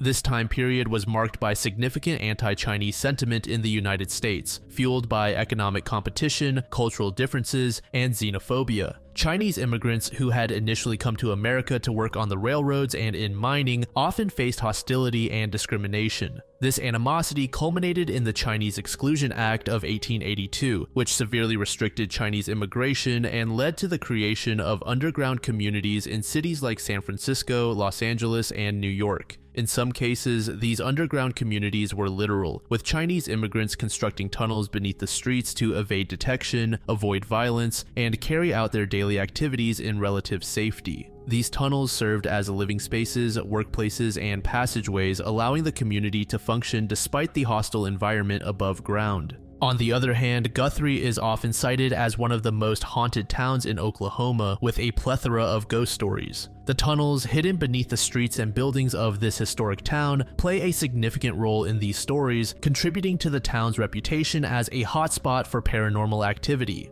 According to local legend, the tunnels are haunted by the restless spirits of bootleggers, gamblers, and other individuals who were involved in the town's underground economy. These spirits are said to linger in the tunnels, perhaps bound by the unfinished business or tragic events that occurred during their lifetimes. Visitors to the tunnels have reported hearing disembodied disembodied voices, footsteps, and the sound of clinking glasses, auditory echoes that seem to hark back to the days when the tunnels were alive with illicit trade. Reports of spectral sightings in and around the tunnels are common. Witnesses have described seeing shadowy figures, often dressed in period clothing, moving through the tunnels or standing at their entrances. These apparitions are frequently accompanied by a sudden drop in temperature. Some visitors have even claimed to feel a ghostly presence brushing past them or pulling at their clothing as they explore the tunnels, adding to the sense of unease that pervades these underground spaces. Another common theme in the folklore surrounding the tunnels is the idea of tragic deaths and ghostly vengeance. Many of the stories tell of individuals who met untimely and violent ends within the tunnels, whether due to accidents, murders, or other circumstances. These restless spirits, the legends say, are doomed to haunt the tunnels, seeking vengeance on those who wronged them or simply reliving the moments of their demise in an endless loop. One such tale involves a young woman who is said to have been murdered in the tunnels after attempting to escape from an abusive relationship. Her spirit, often described as a pale figure in a tattered dress, is said to wander the tunnels at night, her mournful cries echoing through the passageways. Those who have encountered her ghost claim that she is drawn to those who show kindness or empathy, as if searching for the help she never received in life. Another story tells of a gambler who was killed over a debt in one of the hidden rooms connected to the tunnels. His ghost is said to haunt the site of his death, eternally replaying the fateful card game that led to his demise. Visitors to the tunnels have reported seeing a shadowy figure hunched over a makeshift table, shuffling invisible cards with a look of intense concentration. When approached, the figure is said to vanish into thin air, leaving behind only the faint smell of cigar smoke.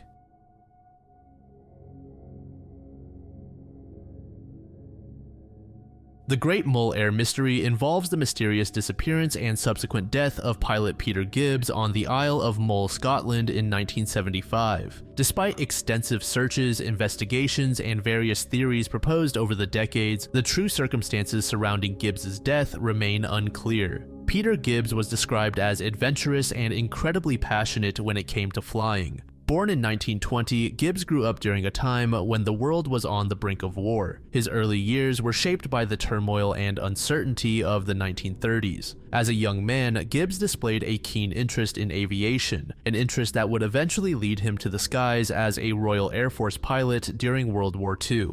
Growing up in an era when aviation was still relatively new and rapidly evolving, Gibbs was captivated by the idea of flight. The interwar years were a period of significant advancement in aviation technology, with the development of faster, more powerful aircraft and the establishment of air travel as a viable means of transportation. Gibbs's decision to join the RAF was a natural step in his passion for flying. During World War II, he served as a Spitfire pilot. The Supermarine Spitfire was known for its speed, agility, and effectiveness in dogfights, and it played a crucial role in the Battle of Britain. Gibbs's time as a Spitfire pilot was marked by the ever-present danger of being shot down and potentially losing his life. Despite the constant danger, Gibbs thrived in this environment, earning a reputation as a skilled and fearless aviator. After the war, Peter Gibbs, like many of his comrades, faced the challenge of transitioning back to civilian life. For a pilot who had spent years engaged in the high adrenaline world of aerial combat, the post-war period could be a difficult adjustment. However, Gibbs remained deeply connected to aviation, continuing to fly in various capacities. The post-war years brought along rapid expansion of commercial air travel, presenting opportunities for former pilots. Gibbs, with his background, was well positioned to take advantage of these opportunities. He worked as a commercial pilot for a time, piloting small private planes to larger commercial jets. However, Gibbs was not content with merely flying for a living. He sought to push the boundaries of what was possible in the air. By the 1970s, Peter Gibbs had settled on the Isle of Mull, a remote island in the Inner Hebrides of Scotland. For Gibbs, the island provided a perfect backdrop for his continued pursuit of flying. The island's small airstrip at Glenforsa became his base of operations, where he kept his beloved Cessna 150. Gibbs's life on Mull was rather peaceful, at least on the surface. He was well liked by the local community, who knew him as a seasoned pilot and a man with a deep love for the island's natural beauty. Fast forward to December 24th, 1975, on the Isle of Mull, our disappearance begins. Earlier that day, Gibbs and his girlfriend, Faye Truscott Woolston, had flown from Mull to the Isle of Skye to view properties. This flight had been uneventful, and the couple returned to Mull in the afternoon. They spent the evening at the Glenforsa Hotel near the airfield, where they enjoyed a dinner that included whiskey and red wine. The mood was reportedly relaxed, and Gibbs showed no signs of distress or anxiety. However, at some point during the evening, Gibbs made the decision to take a solo nighttime flight. The reasons behind this decision remain unclear. Some suggest that it was a spur-of-the-moment decision, possibly fueled by the festive atmosphere and the desire to take on a personal challenge. Others believe that Gibbs had planned the flight in advance, perhaps intending to test his night flying skills under difficult conditions. Gibbs's decision to fly that night was unusual for several reasons. Nighttime flights from Glenforsa Airfield were highly uncommon due to the lack of lighting and the inherent risks involved. Moreover, the weather that night was far from ideal. The sky was overcast, the moon provided little illumination, and the island was shrouded in darkness. Visibility was poor, and the temperature was cold, adding to the potential hazards of the flight. Despite these challenges, Gibbs seemed resolute in his decision. Before taking off, Gibbs borrowed 2 powerful torches from the hotel. These torches were intended to serve as makeshift landing lights, with Faye assigned to the task of positioning them at the end of the runway to guide him back in after his flight. Several guests at the hotel observed Gibbs as he prepared for the flight. Some noted that he spent an unusually long time warming up the engine of his Cessna 150. This extended preparation might suggest that Gibbs was aware of the difficulties he would face during the flight and was taking extra precautions. However, it could also indicate hesitation or second thoughts, though if Gibbs harbored any doubts, he did not voice them. There were also several other odd occurrences leading up to takeoff. Some witnesses claimed to have seen 2 sets of lights moving on the runway, though Faye, who was supposed to be alone handling the torches, later stated that she was by herself. This discrepancy has fueled speculation that someone else might have been involved in the events of that night, though no conclusive evidence has ever been found to support this theory. At approximately 9:30 p.m., Gibbs finally took off from the unlit airfield. The takeoff appeared normal to those watching from the hotel. Gibbs taxied the Cessna 150 to the end of the runway, turned on the aircraft's lights, and began his takeoff roll. The small plane accelerated down the grass strip, lifted off into the air, and disappeared into the darkness beyond the line of trees that bordered the airfield. The expectation was that Gibbs would perform a brief circuit of the airfield and return for a landing. The flight was supposed to be short, perhaps just a few minutes. However, as the minutes ticked by, there was no sign of the plane returning. After 10 minutes had passed with no sight or sound of the plane, concern began to grow. Those watching from the hotel knew that something was wrong. Gibbs was an experienced pilot, and any delay in his return suggested that he might have encountered difficulties. The situation became more alarming when it became clear that the plane had not simply disappeared behind the trees, it had vanished entirely. As the reality of the situation set in, a frantic search was launched. Faye and others at the hotel immediately began looking for any sign of the aircraft. Some drove along the nearby roads, using their car headlights to scan the fields and coastline for wreckage. Others attempted to contact local authorities to initiate a more extensive search operation. The initial efforts to locate the aircraft were hampered by the same conditions that had made the flight so risky in the first place. The darkness was impenetrable, the weather was worsening, and visibility was almost non-existent. Despite the use of car headlights and flashlights, there was no trace of Gibbs or his plane. The only certainty was that something had gone terribly wrong, and the pilot who had taken off so confidently just minutes before was now missing without a trace. As the hours passed with no sign of Gibbs or the aircraft, the search escalated. The next morning, with daylight offering some improvement in visibility, more organized search efforts began. The local police were notified, and they quickly coordinated with regional authorities to expand the search.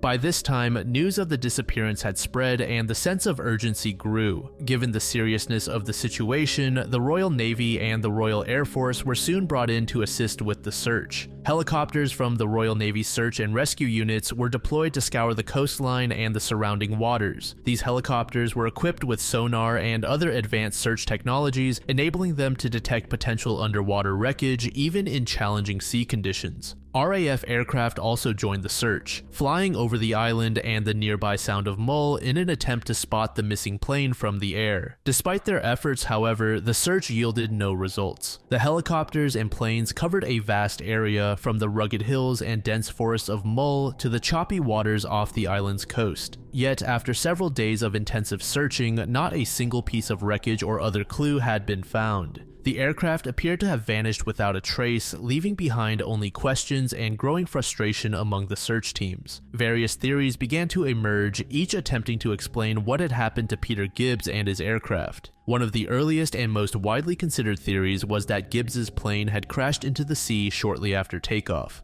This theory was based on the fact that the aircraft had disappeared so quickly after leaving the airfield, coupled with the absence of any wreckage on land. If the plane had gone down in the sea, it would explain why no debris was found on Mull. The choppy waters of the Sound of Mull, combined with strong currents and deep channels, could have quickly swallowed up the wreckage, making it difficult to locate even with advanced sonar and diving equipment. However, there were significant problems with this theory. For one, no oil slick or floating debris was ever detected, which would be expected if the plane had crashed into the sea. Additionally, sonar scans of the seabed in the area where the plane was most likely to have gone down revealed no sign of the wreckage. This led some to question whether the plane had actually crashed into the sea at all or whether it had managed to fly further out before crashing down. Another prominent theory was that Gibbs had become disoriented shortly after takeoff, leading him to crash somewhere on the island. Nighttime flying is inherently more challenging than daytime flying, particularly for a small aircraft like the Cessna 150, which was not equipped with sophisticated navigational aids. The weather conditions on the night of December 24th were far from ideal. If Gibbs had lost his bearings in the darkness, he might have flown off course and crashed into one of the island's many hills or forests. A more hopeful theory that emerged in the early days of the search was that Gibbs had managed to execute an emergency landing somewhere on the island and was still alive, waiting to be rescued. This theory was fueled by the fact that no wreckage had been found, which some took as a sign that the plane had not been completely destroyed in a crash. If Gibbs had landed in a remote part of the island, he might have been injured or otherwise unable to make his way back to civilization, but still alive. Search teams were particularly motivated by this possibility, redoubling their efforts to explore every corner of the island in the hope of finding Gibbs alive. However, as days turned into weeks without any sign of the pilot or his plane, this theory became less plausible. The harsh winter conditions on Mull, combined with the isolation of the island's more remote areas, made it increasingly unlikely that Gibbs could have survived for so long without being found. As the more conventional theories failed to produce results, more speculative ideas began to gain traction. One of these was the notion that Peter Gibbs had deliberately staged his own disappearance. According to this theory, Gibbs, possibly motivated by personal or financial reasons, had used the night flight as a cover to vanish and start a new life elsewhere. This idea was based largely on the absence of any physical evidence and the mystery surrounding Gibbs's motivations for the flight.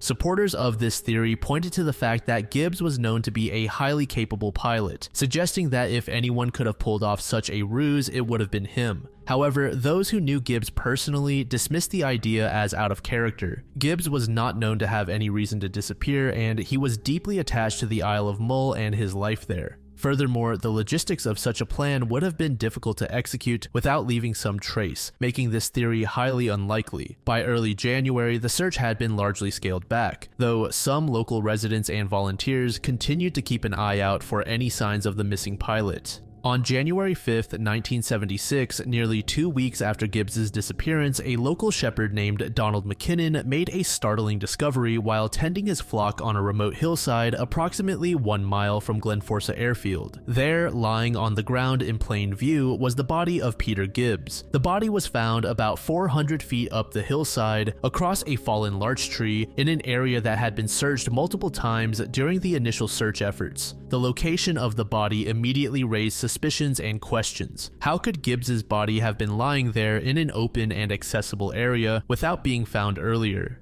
The area was regularly frequented by local shepherds and farmers, and the hillside had been part of the original search grid. The fact that the body was discovered weeks after the initial searches suggested that it had either been overlooked, which seemed improbable given the thoroughness of the search, or that it had appeared there after the initial search efforts. The condition of Peter Gibbs's body only added to the mystery. Despite being exposed to the elements for nearly 2 weeks, the body was in a surprisingly well-preserved state. There were no significant injuries apart from a minor cut on one leg. The body was fully clothed, and there were no signs of a struggle or any external trauma that might indicate foul play or a violent death. One of the most puzzling aspects of the discovery was the absence of any signs of submersion in seawater. Given the prevailing theory that Gibbs had crashed into the sea and swum to shore, investigators had expected to find evidence of saltwater exposure, such as the presence of marine microorganisms or salt crystals on his skin or clothing. However, forensic tests revealed no such traces, suggesting that Gibbs had not been in the sea at all, which contradicted the theory that he had crashed into the water and made his way ashore before succumbing to exposure. The body was found lying in a position that indicated Gibbs had been walking downhill before he collapsed. This detail, combined with the lack of severe injuries, suggested that Gibbs might have survived whatever initial incident had occurred, whether a crash or a forced landing, and had attempted to walk back to the airfield or find help. The cause of death was determined to be exposure, meaning that Gibbs likely died from hypothermia after being out in the cold for an extended period. The discovery of the body led to a flurry of theories and speculations. The most immediate question was how Gibbs had ended up on the hillside. If the plane had indeed crashed, where was the wreckage? And if Gibbs had survived a crash or forced landing, why had he been unable to reach safety? The absence of the aircraft was a significant issue, as it left investigators with little to go on in terms of reconstructing the events that led to Gibbs's death.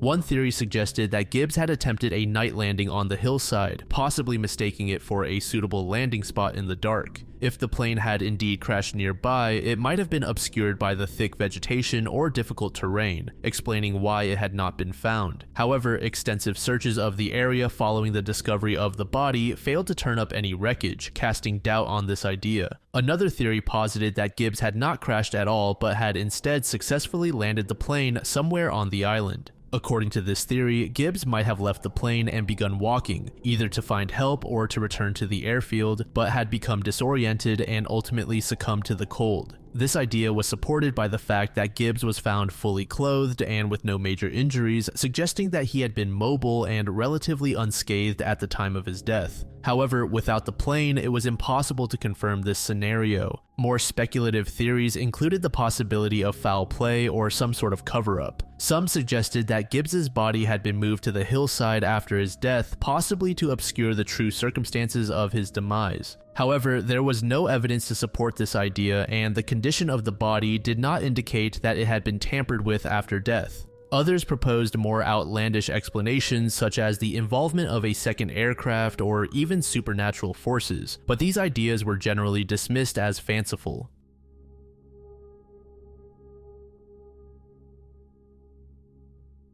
So, based on the information I dug up, it seems that this mystery/myth has been debunked, but nevertheless it's still pretty interesting, so I thought I'd include it anyway. Rosalia Lombardo, often referred to as the Sleeping Beauty of Palermo, is one of the most famous mummies in the world. Rosalia was born in 1918 in Palermo, Sicily. She was the daughter of Mario Lombardo, a Sicilian official. Tragedy struck the Lombardo family when Rosalia died on December 6, 1920, at the tender age of 2, due to pneumonia. Her father, grief-stricken by the loss of his beloved daughter, sought to preserve her in the best way possible. He enlisted the help of Alfredo Salafia, a noted Italian embalmer and taxidermist. Salafia was renowned for his advanced embalming techniques, which were, at the time, state-of-the-art and shrouded in mystery. For many years, the exact formula used by Salafia remained unknown, fueling much of the mystery surrounding Rosalia's mummy. However, in recent years, researchers have uncovered the details of this formula, which included a mixture of formalin, zinc salts, alcohol, salicylic acid, and glycerin. This combination of chemicals was injected into Rosalia's body through a single-point injection without the need for extensive cavity treatment or organ removal, which were standard procedures in traditional embalming. One of the most intriguing details of Rosalia Lombardo's mummy is the so-called blinking phenomenon. For decades, visitors to the Capuchin catacombs in Palermo, where Rosalia's body is displayed, have reported seeing her eyes open and close slowly. This phenomenon led to numerous speculations, ranging from supernatural explanations to more grounded theories involving environmental factors. In 2009, Dario Piombino Mascali, a biological anthropologist and paleopathologist, debunked the myth surrounding the blinking mummy. He discovered that the phenomenon is an optical illusion caused by the interplay of light filtering through the side windows of the catacomb and the slightly open eyelids of Rosalia's mummy. As the angle of the light changes throughout the day, it appears as though her eyes are opening and closing when in reality they have remained partially open since her embalming. Piombino Mascali's discovery was made possible when workers at the catacomb moved Rosalia's case, allowing him to observe her eyelids more clearly. He confirmed that the eyelids were never fully closed and the blinking effect was merely a trick of the light.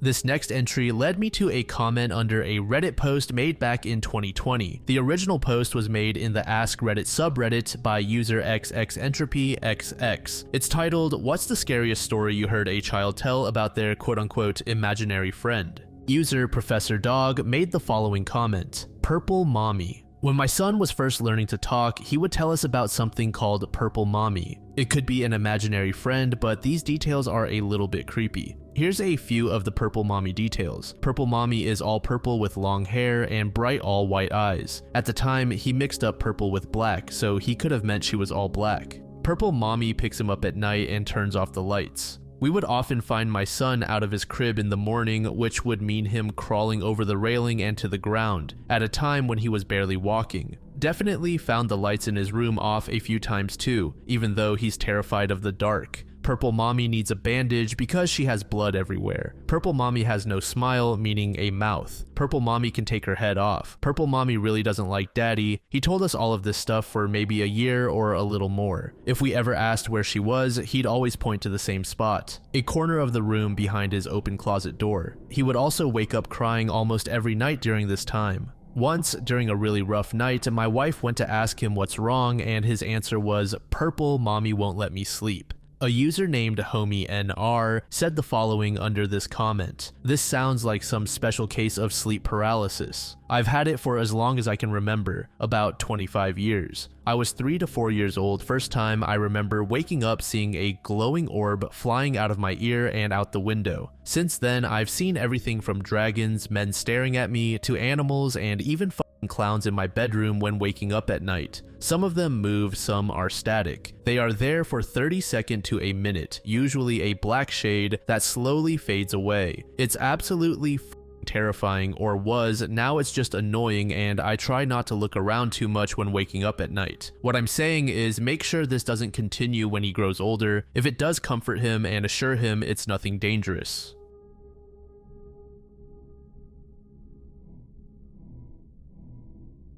This entry refers to an underwater structure beneath McDonald Lake in Ontario, Canada. This structure, believed to be around 10,000 years old, questions conventional understandings of past North American civilizations and suggests that the region may have been home to an advanced culture long before the last ice age. The structure was discovered at a depth of approximately 40 feet during a submarine project at the Halliburton Forest and Wildlife Reserve in Ontario. Initially, the large stones forming the structure were thought to be a natural formation. However, upon closer inspection, divers and researchers noted the precise arrangement of the stones, which led to the hypothesis that they were placed there by human hands. The structure consists of 7 massive monoliths that are arranged in a way that doesn't seem to be a result of natural formation. The stones are balanced atop each other, creating a formation that some researchers have compared to an Inukshuk, a type of stone landmark traditionally used by indigenous peoples of the Arctic. The top stone of the structure is almost perfectly level, adding to the mystery of its construction. The monoliths are large, and their placement would have required significant effort and skill. This has led researchers to believe that the structure was intentionally built. possibly serving as a monument or marker of some kind. The exact purpose of the structure remains unknown, but its existence suggests that the builders possessed advanced knowledge of engineering. This discovery has led to various theories about its origin and purpose. One theory posits that the structure was built by a lost civilization that inhabited the region before the last ice age. This theory is supported by the estimated age of the structure, which is believed to be around 10,000 years old, placing it in a period before the glaciers receded and the current landscape of North America was formed. Another theory suggests that the structure may have had a ceremonial or religious significance. The precise arrangement of the stones and the effort required to place them in their current position could indicate that the structure was used for rituals or as a place of worship. However, without further evidence, this remains speculative. A more practical theory is that the structure served as a form of navigation or territorial marker, similar to the Inukshuks used by indigenous peoples in the Arctic. If this is the case, it suggests that the builders had a sophisticated understanding of their environment and possibly engaged in long-distance travel or trade. Despite the excitement surrounding the McDonald Lake discovery, there are significant challenges in studying and verifying the structure's origins. The underwater location makes it difficult to conduct detailed archaeological excavations, and the passage of time has likely eroded or buried much of the evidence needed to draw definitive conclusions.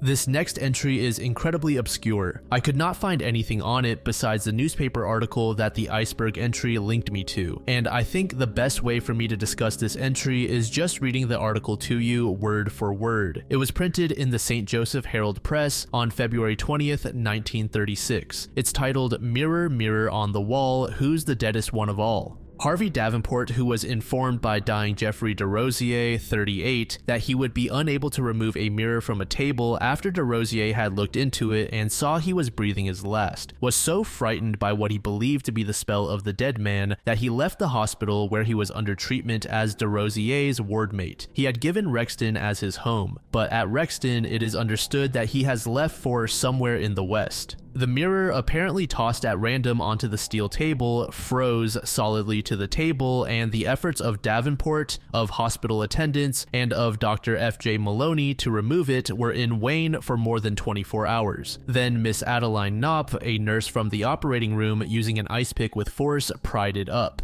Today, fearful of violating ethics of their profession and in the absence of Superintendent Emma Dixon from the city, nurses declined to discuss the case further, or to present the mirror for public inspection. Dr. Maloney, DesRosiers' physician, said he had no explanation for sticking the mirror to the painted steel table. He said he was positive that no adhesive or saliva had been used by the dying man. Asked if he believed the answer was a supernatural one, he answered, "Do I look superstitious?" Louis Deschanel, an elderly Brimley citizen and an eyewitness to the death of DesRosiers, solemnly related the details of the death. There were 4 of us in the ward with Mr. DesRosiers, and we all could see and hear everything that was said and done. I heard DesRosiers ask Davenport, who I think was of Indian blood, to bring him his hand mirror. The mirror was just a piece of looking glass without a back. Davenport took him to the mirror, and we all heard the sick man exclaim that his face looked terrible and his eyes wild. I was alarmed when he cried, "My God, I'm dying." I saw him toss the glass onto the table where it lay near the edge. I watched Davenport go toward the door as though to call a nurse, but he stopped when Mr. DesRosiers asked him to come back and give him the mirror again.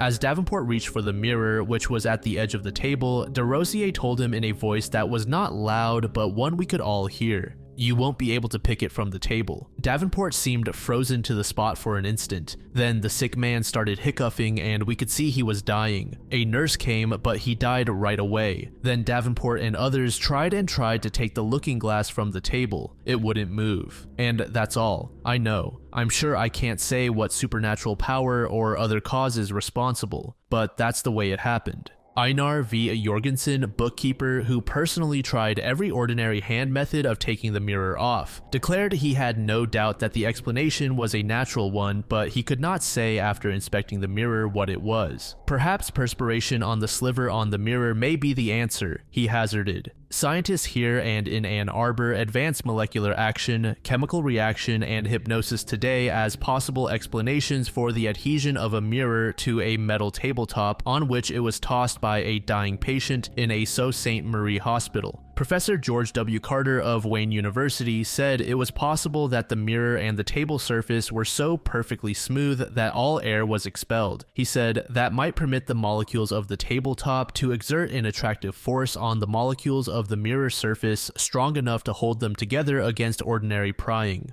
Professor Peter Harbecht of the University of Detroit said that perspiration from the patient's hand might have set up a chemical reaction in the quicksilver of the miner, causing it to adhere to the tabletop. Dr. Albert M. Barrett, director of the State Psychopathic Hospital at Ann Arbor, suggested hypnosis. The dying patient, he said, might have convinced his fellow patient through hypnotic suggestion that he could not lift the mirror. This hypnosis, he explained, could have been transferred to other persons by the recital of the dying man's statement.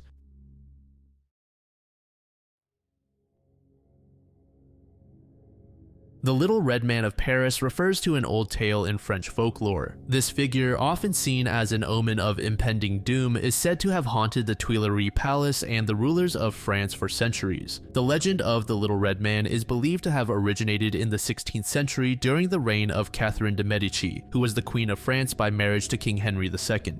The Tuileries Palace, where the Little Red Man was most often seen, was commissioned by Catherine in 1564, and it was during its construction that the legend began. According to the most common version of the tale, a man named Jean Le Corcheur was murdered on the orders of Catherine. This act was allegedly to prevent him from revealing a dangerous secret. Before his death, Jean cursed the queen, vowing to return and haunt the palace. Shortly thereafter, the figure of a small man dressed entirely in red began to appear, terrifying those who encountered him and earning him the nickname Le Petit Homme Rouge. Some historians suggest that the Little Red Man may have been a creation of Catherine's astrologer Cosimo Ruggieri, who was known for his dark practices and influence over the queen. Others believe that the story was fabricated or exaggerated over time. The Little Red Man is said to have appeared at critical moments in French history, often as a harbinger of disaster or death. His appearances were usually brief and accompanied by a sense of foreboding. The most notable sightings involve famous figures such as King Henry IV, Louis XVI, and Marie Antoinette, Napoleon Bonaparte, and many others. One of the earliest reported sightings was before the assassination of King Henry IV in 1610. The Little Red Man allegedly appeared to the king shortly before he was murdered by François Ravaillac. Then, during the French Revolution, the Little Red Man was reportedly seen several times. In one instance, he appeared to Marie Antoinette's ladies-in-waiting in the Tuileries Palace, causing them great distress. Later, he was said to have been seen in the prison where Louis XVI and Marie were held before their executions. These sightings were interpreted as ominous signs of the impending downfall of the monarchy. Perhaps the most famous association of the Little Red Man is with Napoleon Bonaparte. The ghostly figure is said to have first appeared to Napoleon in Egypt in 1798 during the French campaign in the region. According to legend, the Little Red Man predicted Napoleon's rise to power and subsequent fall, offering advice that the emperor did not always heed. The most notable of these encounters occurred in 1812, shortly before Napoleon's disastrous Russian campaign, where the Little Red Man is said to have warned him against the invasion. The legend of the Little Red Man has been the subject of various interpretations, ranging from historical explanations to more mystical and supernatural theories. Some historians view the Little Red Man as a symbolic representation of the turbulent times in which he appeared. His presence during moments of crisis, particularly those involving the monarchy, can be seen as a reflection of the political and social instability of the period. The figure of the Little Red Man might have been used as a psychological tool to explain the sudden and often tragic events that befell the French rulers. Others interpret the Little Red Man as a supernatural entity, possibly a ghost or demon, who was bound to the Tuileries Palace and the fate of those who resided there. His red attire, often associated with blood and violence, highlights his role as a harbinger of doom. Some accounts even suggest that the Little Red Man was a devilish figure with deformities such as a hooked nose or cloven feet.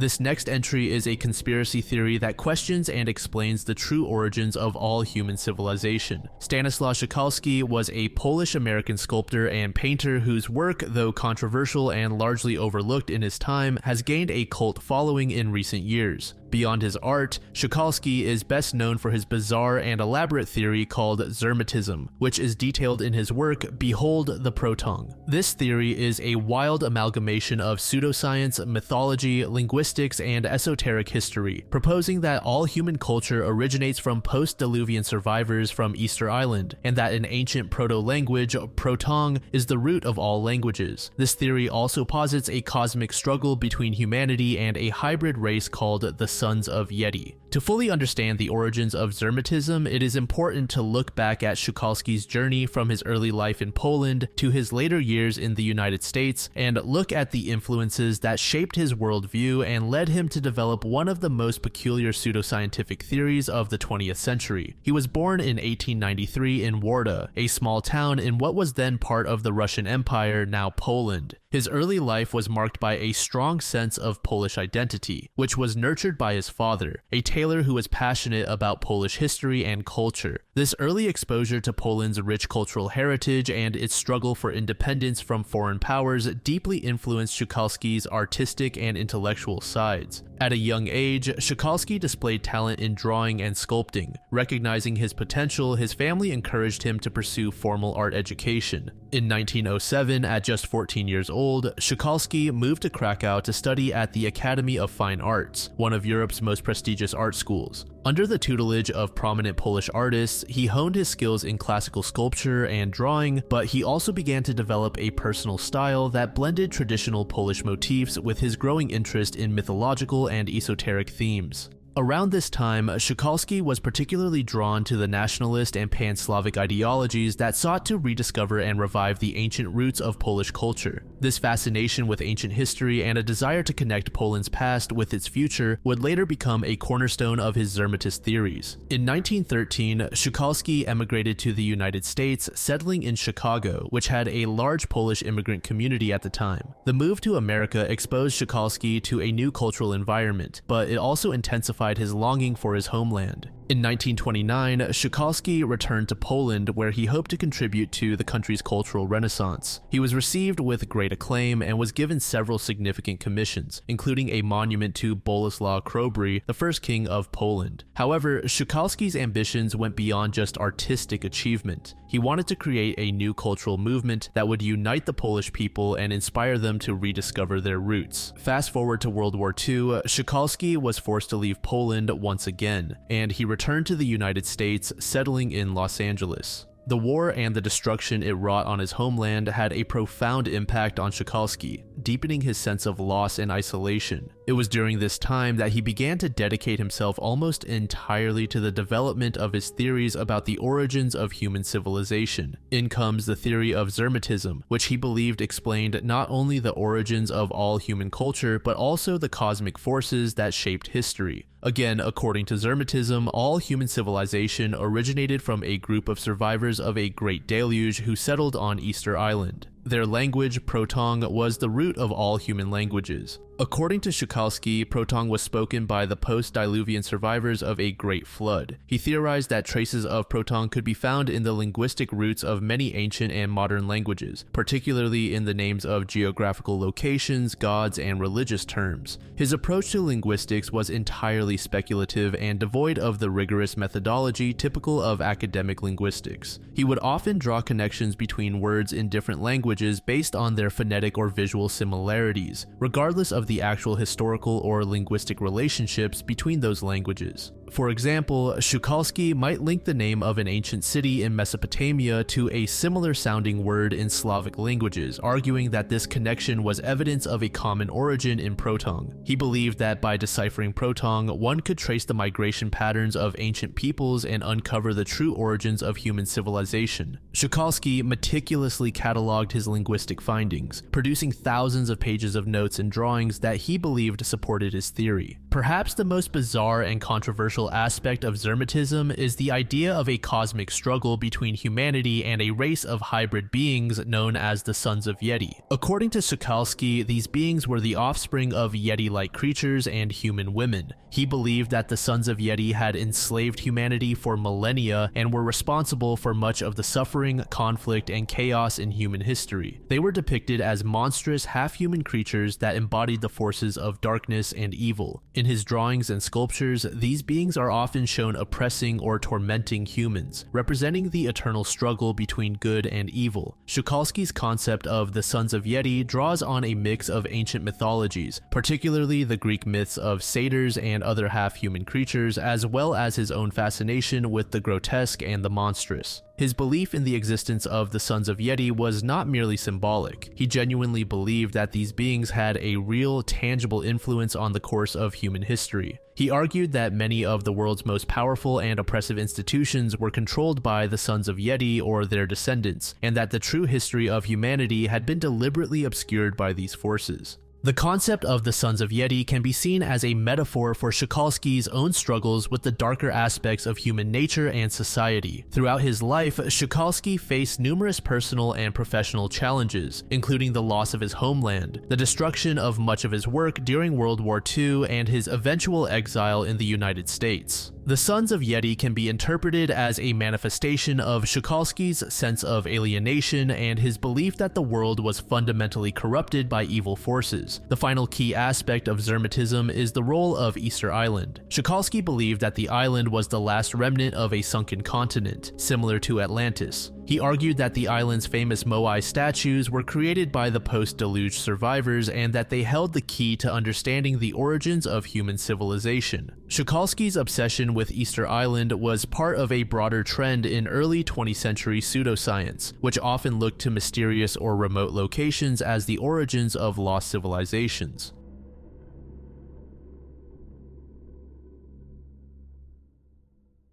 John Turner was a packman, a trader who transported goods such as salt and malt across England using a string of pack horses. On Christmas Eve in 1735, Turner was traveling home to Saltersford Hall near Rainow in Cheshire when he was caught in a severe snowstorm. Despite warnings, he decided to press on, eager to be with his family for the holiday. Tragically, he was found frozen to death the next day, less than a mile from his home, with his horses unharmed. The mystery of this entry comes with the single footprint found beside his body. It was reportedly a woman's shoe print, leading to much speculation about its origin. The presence of this footprint has sparked numerous questions. Who was this mysterious woman? Why was she there on such a harsh night? Why was only one footprint found? A memorial stone was placed on Urine Lane near the site where Turner was found. The stone has an inscription that records the circumstances of his death and mentions the mysterious footprint. Over the years, this stone has been slightly moved and replaced, but it continues to mark the spot. Several theories have emerged over the years regarding the mysterious footprint. Some locals speculate that the footprint might have a supernatural origin, possibly a ghost or spirit that appeared during the storm. Others suggest that a real woman might have been involved, either someone Turner knew or a stranger who came across him during the storm. The fact that only one footprint was found could be due to the snow covering other prints or the woman leaving the scene quickly.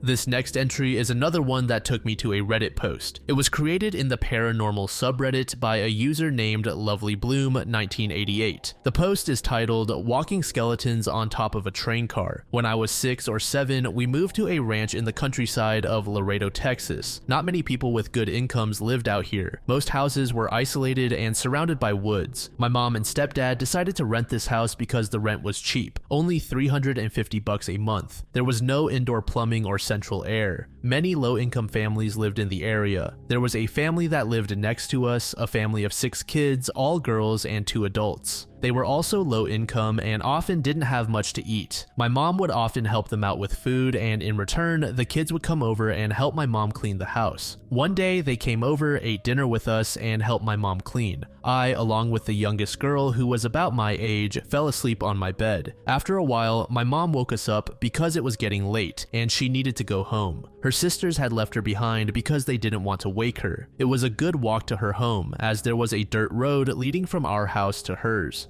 My mom was going to send my brother to walk her home, but I butted in and said, "Please, can I walk her?" Since we were friends, my mom agreed. So I walked her to the gate and we said our goodbyes. I started on my way home when out of nowhere she came running behind me, crying, and threw herself at me, pulling me down by the shoulders. I asked her, "What's wrong? What happened?" She pointed up and said, "Look up there, look." She was pointing at the top of some abandoned train cars. What I saw to this day, I cannot explain. There were 3 skeletons walking back and forth. I was like, what the? One was lying on its side and had clothes on too, like a tank top and shorts. The other 2 were standing up, just walking back and forth behind that one, stopping and waving. Hi. We looked at each other and ran to my house. I quickly told my mom what we saw. My mom, my 2 brothers, and we went back to look and they were still there, waving hi at us. We threw rocks at them, but the rocks didn't faze them, they just went right through them. Either that or we were bad at aiming. After a while, we went home and never saw them again. To this day, I can't seem to understand or explain how those skeletons were moving.